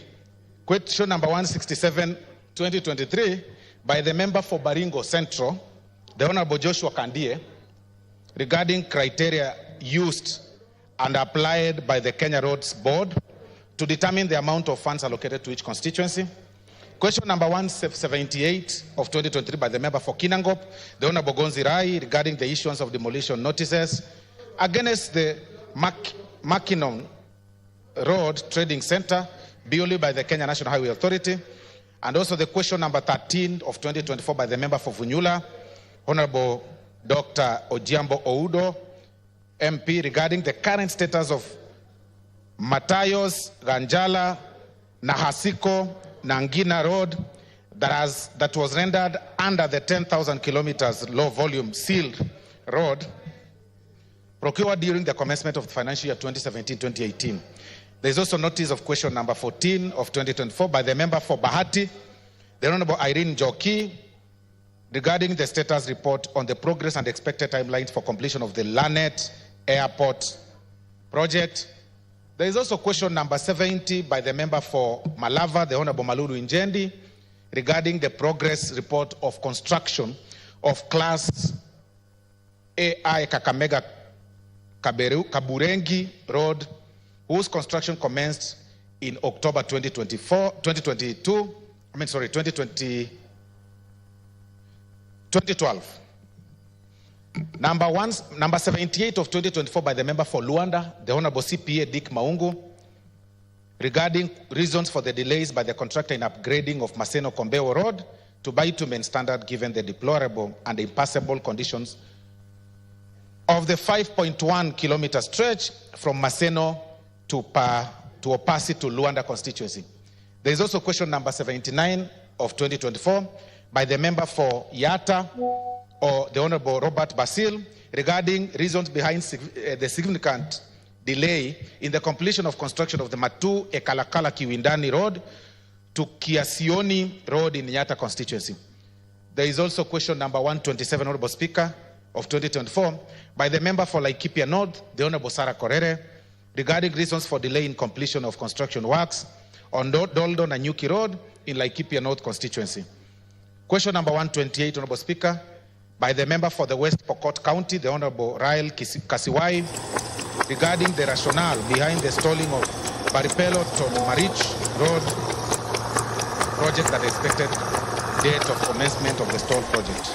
And there is also question number 129, Honorable Speaker, by the member for Kajiado South, the Honorable Samuel Parafina, regarding the details of the status of the construction of Ila City, Rombo Taveta Road. Question number 133, 2024 by the member for Matuga, Kasim Tandaza, regarding the update of the progress of construction of Kwale Kinango B92 Road, whose construction commenced on 4th of August 2021 and was to be completed on 3rd August 2024. There is question number 137 of 2024 by the member for Igembe South, Igembe Central, the Honorable Daniel Parido, regarding the construction of Kangeta, Moeteni, Kadelwa, Tuuri Road that has stalled since 2016. There is also question number 138 by the member for Mwingi West, the Honorable Charles Gusia, regarding the status of construction of the remaining 25 kilometer stretch, section of Kibwezi, Kitui, Kabati, Miwani, Bondoni Road, to bitumen standards, which has stalled. Question number 139, Honorable Speaker, by the member for Matayos, the Honorable Geoffrey Odanga, regarding the measures put in place to ensure road safety on Thika Superhighway and monitoring of the road so as to mitigate the frequencies of such accidents. And finally, Honorable Speaker, on the questions, we have question number 140 by the member for Ikolomani, the Honorable Bernard Chinali, regarding the construction of E9127, Mulundu, Shitoli, Malinya, Lusui Road that are stalled, and so the CS can provide the measures put in place to ensure the resumption of works by the contractor. In conclusion, Honorable Speaker, the House Business Committee, after today's meeting, Honorable Speaker, will reconvene again on Tuesday, the 5th of November 2024, to schedule business for the rest of that week. I now wish to lay this statement, Honorable Speaker, on the table of the House. I thank you. Thank you very much, Honorable Speaker. if we can now move to the next order. Order number 8, the Kenya Information and Communications Amendment Bill, National Assembly Bill number 52 of 2022. Second reading, question to be put. Honorable members, I now put the question that the Kenya Information and Communications Amendment Bill, National Assembly Bill number 52 of 2022 be read a second time. Will as many as of that opinion say aye? Will as many as of the contrary opinion say nay? The ayes have it. A bill for an act of parliament. This is a Japanese woodworking technique called sashimono. It does not require nails, screws, or any adhesives. The wood pieces are joined together using precision-cut joints without the need for external fasteners. Creating these joints is extremely difficult and meticulous, taking years to master. This is a Japanese woodworking technique called sashimono. It does not require nails, screws, or any adhesives. The wood pieces are joined together using precision-cut joints without the need for external fasteners. Creating these joints is extremely difficult and meticulous, taking years to master. This is a Japanese woodworking technique called sashimono. It does not require nails, screws, or any adhesives. The wood pieces are joined together using precision-cut joints without the need for external fasteners. Creating these joints is extremely difficult and meticulous, taking years to master. This is a Japanese woodworking technique called sashimono. It does not require nails, screws, you to observe a moment of sympathy to the Deputy President. What's your point of order, Honorable? Honorable Speaker, whereas we all have our own political leanings, I think my brother, Honorable Kongoyo, is overstretching this. We have always observed moments of silence in cases of death. That is number one.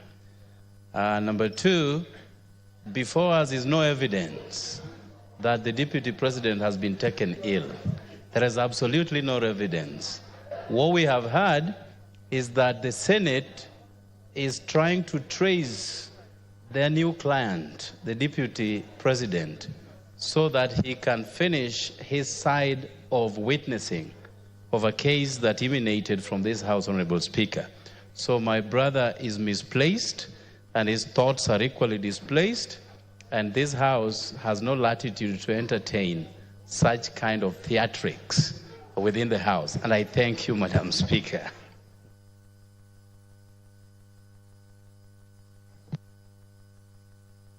Gogoy, said by the Honorable Member, I think has just cleared it. It's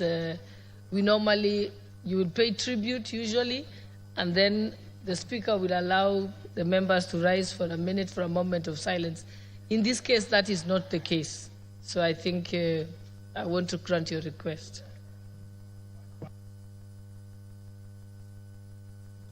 Okay, I think you may proceed, Honorable Member. Thank you, Honorable Speaker, for the opportunity. Before I reply, I want to donate 1 minute to Honorable Dorothy Muthoni.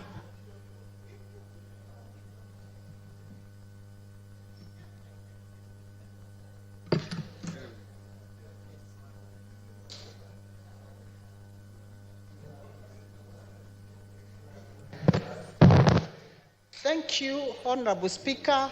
Honorable Speaker, I want to thank Honorable Oluoch for bringing this very, very important bill to this House. Honorable Speaker, it's important to underscore the importance of the Community Health Workers Bill, which is before this House. Honorable Speaker, the Community Health Workers Bill is primarily aimed at supporting Article 43 of the 2010 Constitution. Health is very key. What's your point of order? Just hold on, Honorable Ikiara. Thank you, Honorable Speaker. Honorable Speaker, this House always keeps records, and I'm proud of the Honorable Member, but it's unfortunate that she's referring to a wrong person, that Honorable Oluoch. being the sponsor of the bill. I'm not aware of Honorable Lodge being the sponsor of the bill. Maybe if he's referring to yes, Honorable I think Martin you can correct Owino. It's Honorable Peter Owino. Yes. Martin Owino, member for Ndiwa.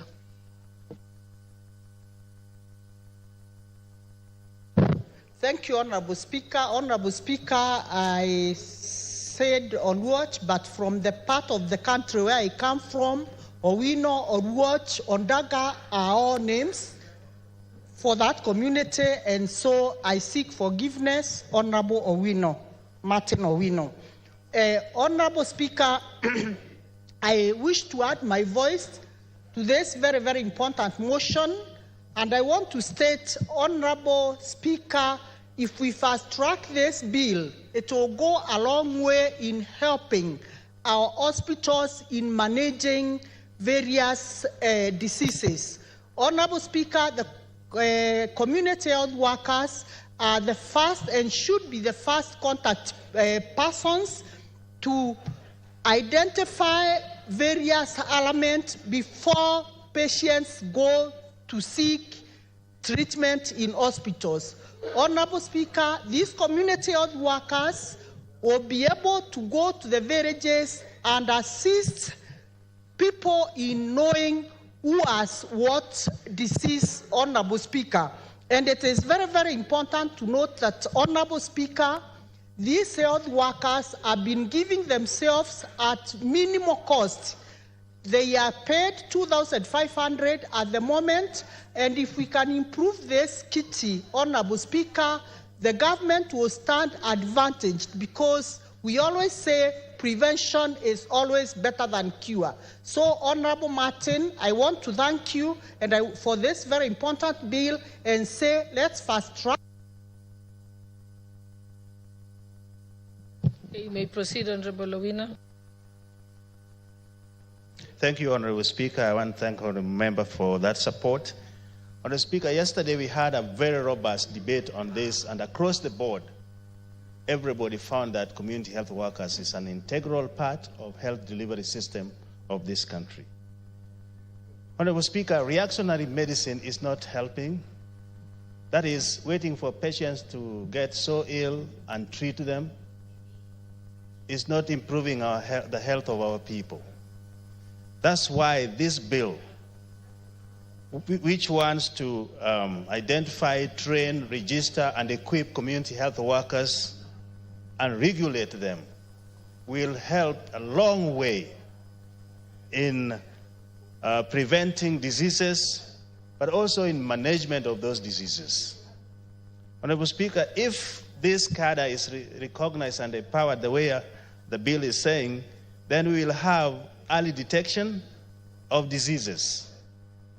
We will also have prompt referral system and client support system and efficient data system. We are not going back to use 3 years old data in order to do our business.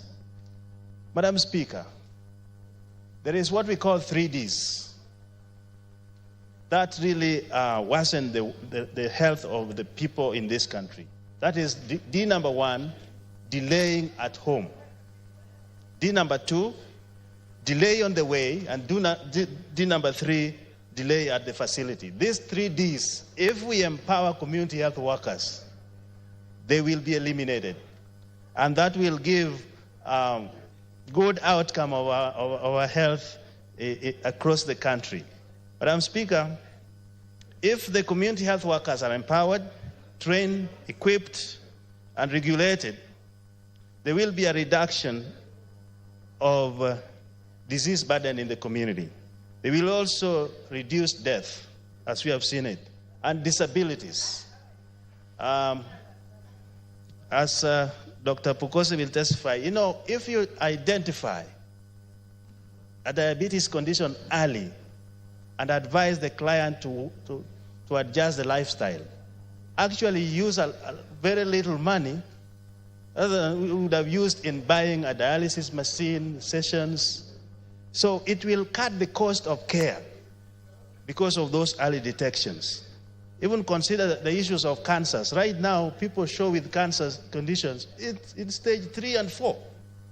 But if they are identified earlier, they will for sure live a life. Madam Speaker, in closing, the issue of funding, and I want to thank Honorable Kuria Kimani for that idea we had. The issue of funding community health workers can be easily dealt with if we invest well in level 1 and in community health workers themselves. That will lessen the frequency of higher tertiary care. Now, the money saved from those reduced frequency can be plowed back into the community health workers. So those who are saying that it is expensive to have community health workers salaried, they are misinformed. In fact, if we invest in community health workers, we are going to cut the cost of healthcare in this country. Madam Speaker, we also put money in primary healthcare. The primary healthcare fund, the integral part of primary healthcare is community health workers. And therefore, those funds should be earmarked for paying them. There is no health outcomes that will come with volunteers, because these people also have their needs. Children going to school, they have their food has to be put on the table. They have needs like anybody else.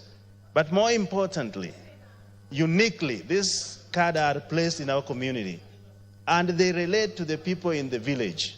That's why they are 24/7. Somebody who is doing 24/7, you cannot say you are giving 2,000 or 5,000. These people have to be salaried good in order to achieve what we want to achieve in health. Honorable Speaker, much was discussed, and I want to thank my chair for health, Dr. Pokose, who stayed in throughout, Dr. Honorable Kimani, and Honorable Nyikal, who seconded this motion with passion and agreed that when he retires, he's also going to be a community health worker in Seme. I'll follow to do the same. All of us will end up in a community so that we can discharge this service. With those few remarks, I, Martin Peters, Owino Ward Chief Nyamrero number 1, I want to beg to reply. Thank you, Madam Speaker. Thank you very much, Honorable Martin Peter Owino. Honorable members, we will not put the question at this moment. This will be done in another sitting, as will be scheduled by the House Business Committee. Next order. Order number 10, motion, consideration of the mediated version of the Sugar Bill, National Assembly Bill number 34 of 2022. Honorable Emmanuel Wangwe, you may proceed. Thank you, Honorable Speaker. Honorable Breast Speaker, cancer affects millions of women around the world. According to the World Health Organization, about 2.1 million women are diagnosed with breast cancer each year. However, an early diagnosis increases the chances of survival and decreases the morbidity caused by treatments. Considering the clauses of the Sugar Bill 2022 under mediation, over the 40s, the committee had to address the following issues. Honorable Emmanuel Wangwe, please move the motion as per the order paper up to the end. Thank you. Thank you, Honorable Speaker. Honorable Speaker, I beg to move that, pursuant to the provisions of Article 113, subsection 2 of the Constitution, and Standing Order 150, subsection 3, this House adopts the report of the Mediation Committee on the Sugar Bill, National Assembly Bill number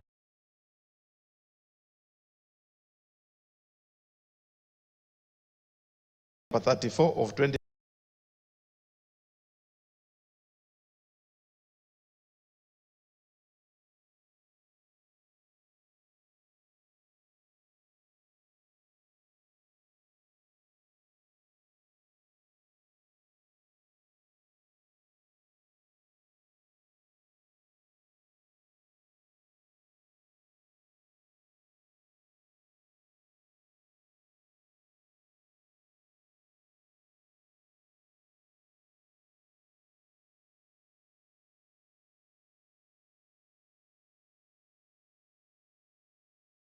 2022, laid on the table of the House on Wednesday, 16th October 2024, and approves the mediation version of the Sugar Bill, National Assembly Bill number 34 of 2022.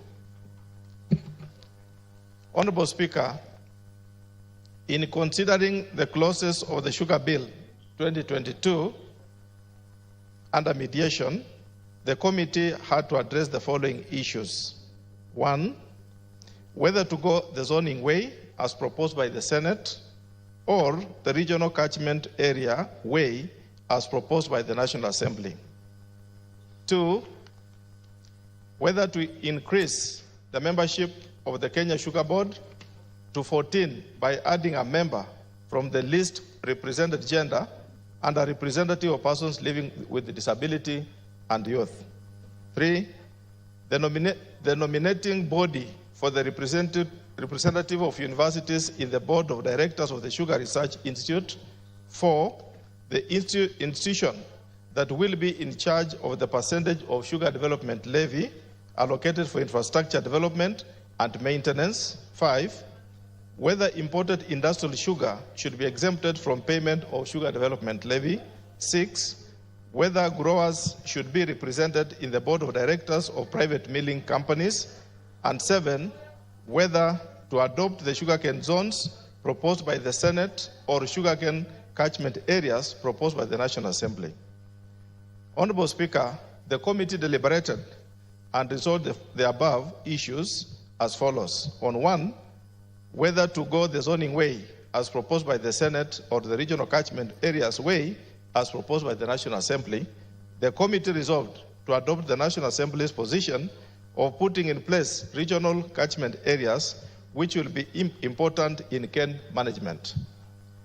On the issue number 2, whether to increase the membership of the Sugar Board, Kenya Sugar Board to 14 by adding a member from the least represented gender and a representative of persons living with disability or youth, the committee resolved to retain the membership of the board at 12 and provided that the appointing authority shall ensure that there is adherence to the 2/3 gender rule and representation of the youth and persons living with disabilities in the board insofar as the practical.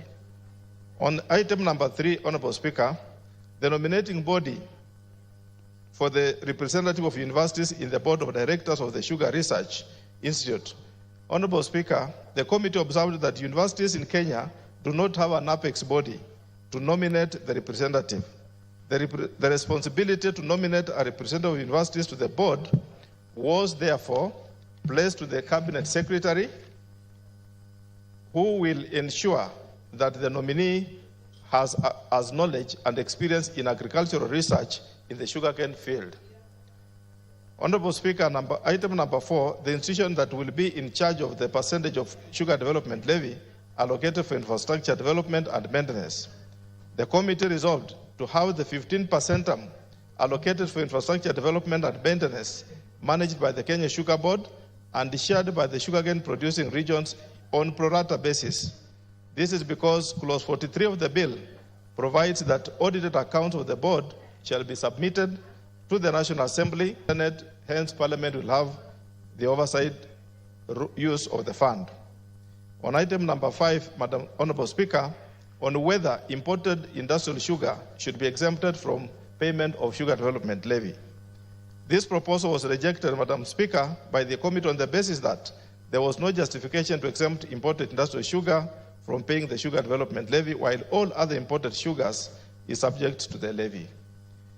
Honorable Speaker, on whether growers should be represented in the board of directors of private milling companies, this proposal was too rejected by the committee, since it is illegal to compel private companies to have farmer representatives in their boards. Private companies are private with intentions of making profit, hence should be managed privately. There is also a possible conflict of interest having a farmer sitting in the board of company, as they can easily compromise in favor of the companies at the expense of farmers. The practice of having farmer representatives in boards of private companies was best left as a practice and custom at the discretion of millers, and not compelling legal provisions as that would contravene Companies Act 2015. Honorable Speaker, on item number 4, on whether to adopt the sugar zones proposed by the Senate or sugar catchment areas proposed by the National Assembly, the committee, Honorable Speaker, adopted the new schedule proposed by the Senate and named it as sugarcane catchment areas instead of sugarcane zones. The regions will be used for purpose of elections and cane management in line with the recommendations of the Sugar Task Force report. Further, Honorable Speaker, sugarcane catchment areas will bring sanity in the sugar industry, as it will bring to an end the cane poaching, which has resulted in losses for millers. This will encourage investments in the sector, Honorable Speaker. Honorable Speaker, the Mediation Committee on the Sugar Bill, National Assembly Bill number 34 of 2022, considered the 7 clauses of the bill under mediation and came up with an agreed version of the bill. Honorable Speaker, when you look at the bill, the order paper today, the entire detailed agreed version of the bill is attached on the order paper. Putting into consideration, Honorable Speaker, the principles as guided by my highlights. The Sugar Act will play, Honorable Speaker, as a summary, will play a crucial role in bringing sanity, Honorable Speaker, to the sugar industry and make those who would want to invest into the sector to have a benefit of their investment. Honorable Speaker, I wish to salute and acknowledge and appreciate the Office of the Speakers and clerks of both houses of Parliament for the logistical and technical support accorded to it in the execution of its mandate. That's our committee, Honorable Speaker. And finally, I wish to express my appreciation of the committee and the committee secretariat for their patience, sacrifice, endurance, and commitment to the assignment that enabled committee to complete the task within the stipulated time period. Honorable Speaker, mediation committee has a latitude, 30 days only. And if you extend beyond 30 days, it has consequences. And Honorable Speaker, I wish on the onset to really acknowledge my colleagues, led by the chairperson of the Committee on Agriculture, Dr. Mutunga. I want to appreciate you and thank you for your time and input. I wish to appreciate the Honorable Justice Kemei, the Honorable Nabina Buera, the Honorable John Makali, the Honorable Peter Masara, and the Honorable Walter Wino, who accompanied me, and we were enjoined into that committee. Honorable Speaker, I also wish to thank our colleagues in the Senate that they equally took time, led by the chairperson of Agriculture, the Honorable Murango, and the entire team, that they took a lot of their time, input, ended up even amending and sitting down to propose on how to amend, on how to write the clauses, Honorable Speaker. Honorable Speaker, with those few remarks, I beg to move and request the Honorable Dr. John Mutunga, the MP, to second. Thank you, Honorable Speaker. Thank you. The Honorable Mutunga. Thank you, Honorable Speaker. Honorable Speaker, I stand to second the adoption of the mandated version of the sugar bill, which has taken quite a bit of time to be discussed across the country. Honorable Speaker, this bill is a derivative of a very intensive process of consultation. Consultation occurred at 3 levels. Honorable Speaker, the first level was the generation of the report of the task force. There was a sugar task force report, which did its work and presented a report to the immediate former President of the Republic. And this report was adopted, and a task force accosted, enabled to implement this report. Honorable Speaker, the second level of consultation is when we went round to every factory, most of the growing areas, and consulted with the farmers and the other stakeholders, the leaders, the politicians, and the millers, and everyone else, to hear their views on what kind of a legislation they would like to have in order to have the industry better managed. And this happened and brought in a lot of information that has been useful. Honorable Speaker, the land level of consultation was the conference, the sugar conference that was held in Kakamega. And at this conference, Honorable Speaker, the report on task force was thoroughly examined, and quite a bit of that report informed the bill as it is now. Honorable Speaker, the mediated version of the bill has been immensely informed by that background, as well as the individuals who come from the sugar growing areas, the honorable members who come from the sugar growing areas, as well as the version of the sugar, the bill itself. There are key aspects of this bill that are worth mentioning, Honorable Speaker, even as I second. The first one is the fact that this bill ensures that the sugar industry is going to be revitalized, ensures that the farmers have got some resources for cane development, ensures that the sugar research and the training institute is going to be revitalized and expanded from the Kenya Agriculture and Livestock Research Organization. And given some resources from the Sugar Development Levy, this money will enable the institute to move on and do the research on sugar. Honorable Speaker, the other key attribute of this particular legislation is the fact that the money for from the Sugar Development Levy has been very carefully shared out, such that the money for support to the board has been given out as 15%. We have some money for the research itself, for the cane development itself, and some money for development of the roads in the areas where sugarcane is grown. Honorable Speaker, this was a contentious issue that took the Senate and the National Assembly to mediate.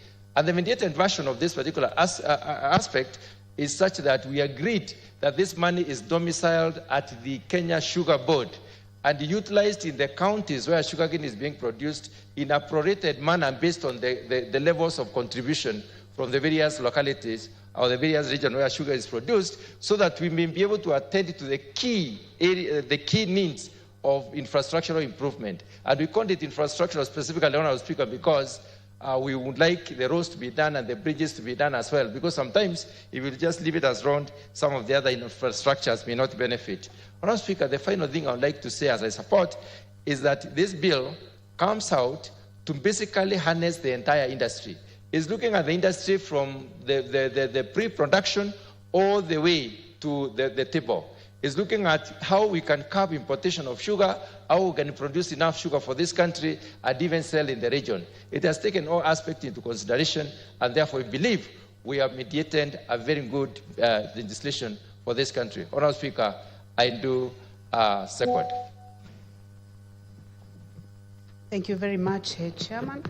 Honorable members, I now propose the question that pursuant to provisions of Article 1132 of the Constitution and Standing Order 153, this House adopts the report of the Mediation Committee on the Sugar Bill, National Assembly Bill number 34 of 2022, laid on the table of the House on Wednesday, 16th October 2024, and approves the mediated version of the Sugar Bill, National Assembly Bill number 34 of 2022.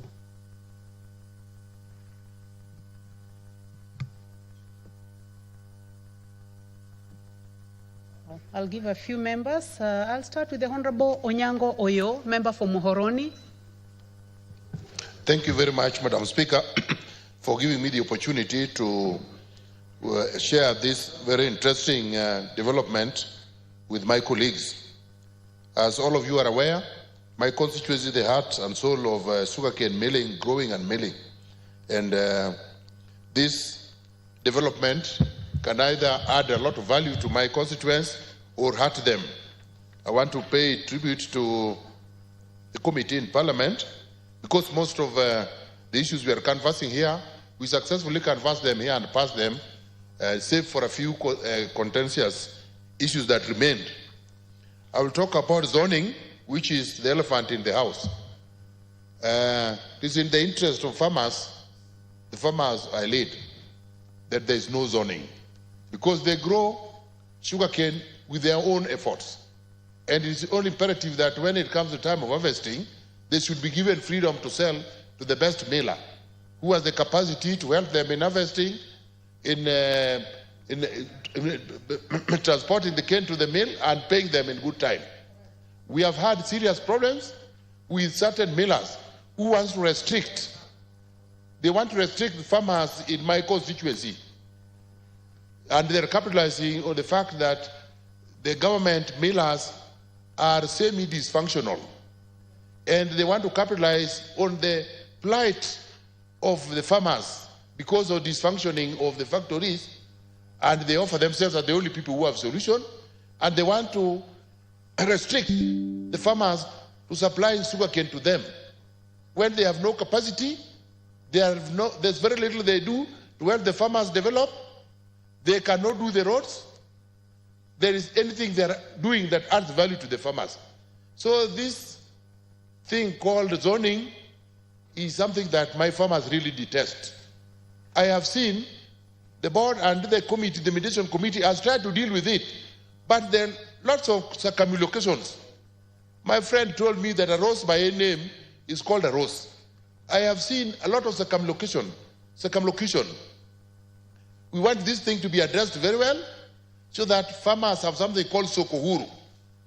A farmer can sell his ready unless, like it has been addressed here, there is evidence that the farmer took loan from a miller to develop his farm, got some fertilizers.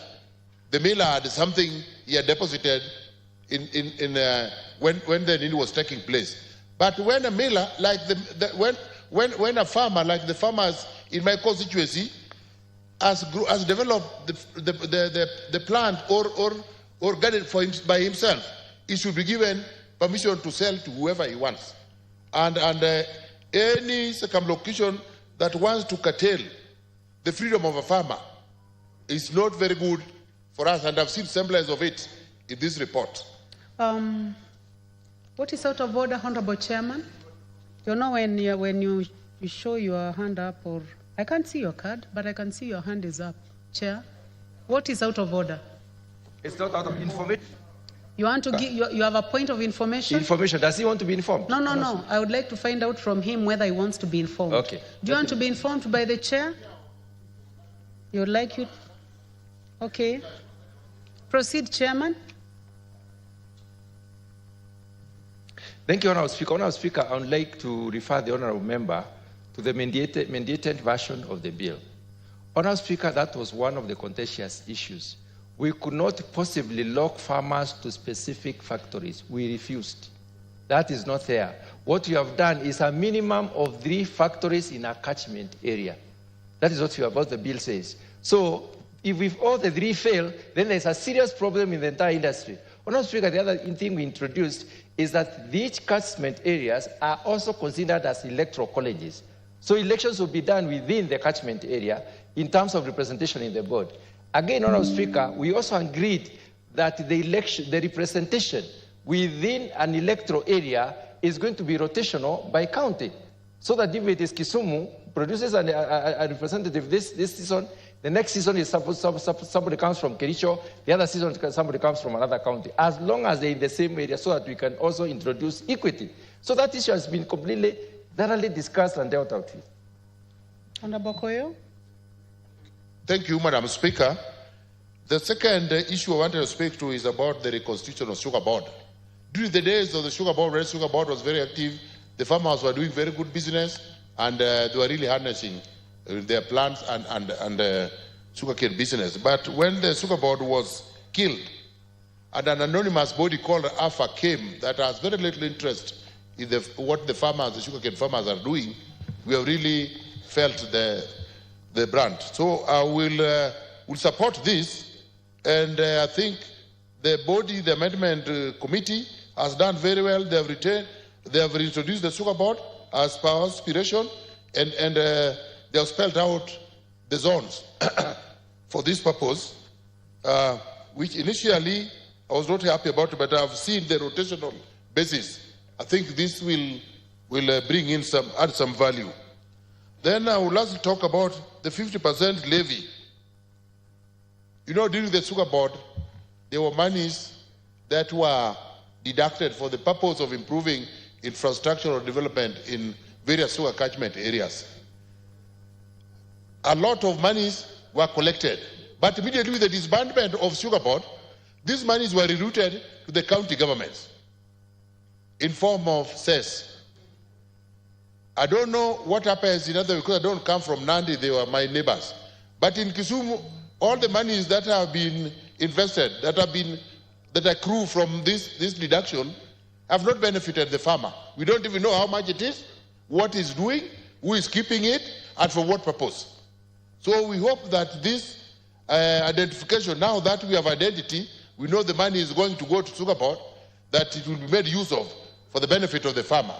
But our fear is that when Sugar Board had the money before, they assisted companies to buy road-making equipment. A serious company in my constituency. There's a point of order from the Honorable Emmanuel Wangwe. Yes. It's not a point of order, it's just to inform my very good friend. We walked the journey together, if he can allow me to inform him. Do you want to be informed? You are being over-informed. Thank you. I think it's just a matter of correction. He has mentioned that the percentage allowed, now that we are on public media, they might take it as a true fact. It's not 50%, it's 15% of SDL. So you only have 2 minutes remaining, but honorable members, remember, you are debating the mediated version. Yes. So if you are not conversant with the mediated version, you may find yourself taking us back to the initial bill. You have 2 minutes to conclude, Honorable Koyo. I've closed in on just 3 issues on the mediation version.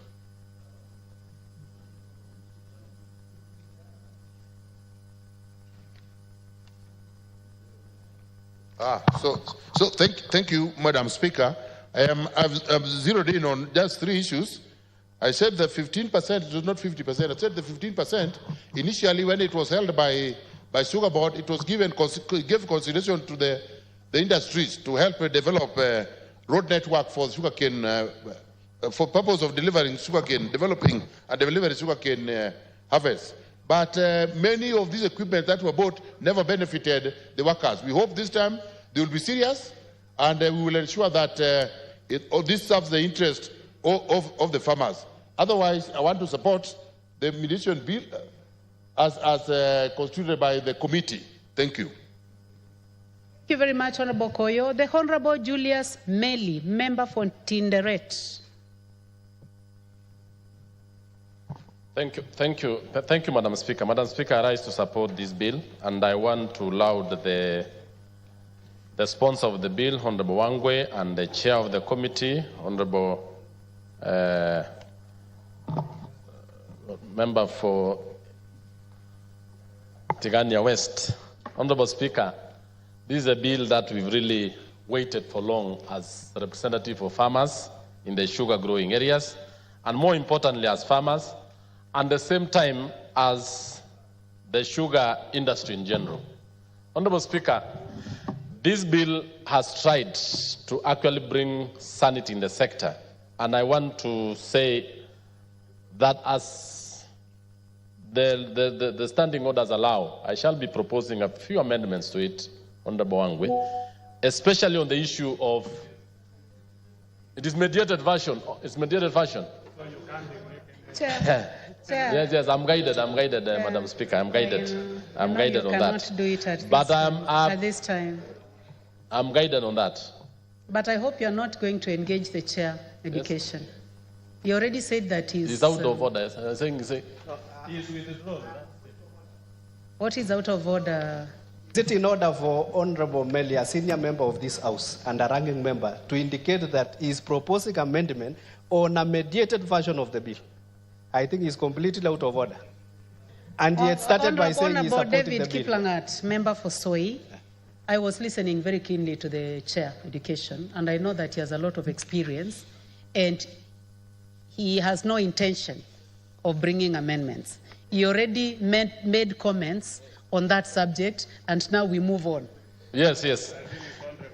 It is Honorable David who actually doesn't understand the issues at play. He's excited on the issue. Honorable Speaker, there are a number of issues which I want to put to the attention of members. One is the issue of the infrastructure fund.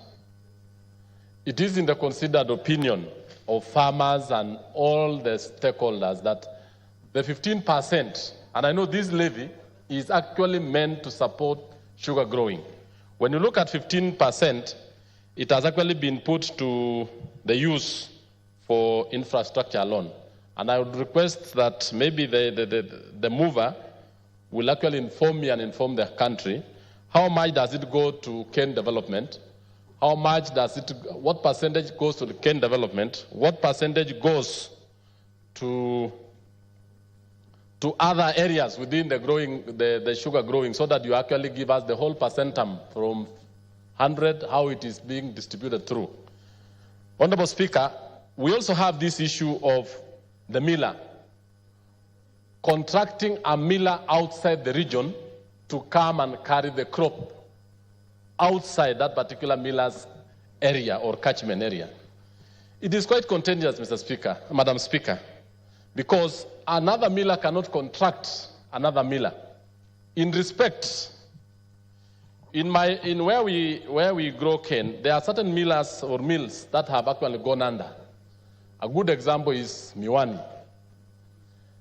Miwani can't contract maybe an existing company to take up its crop or a farmer's crop within that particular region.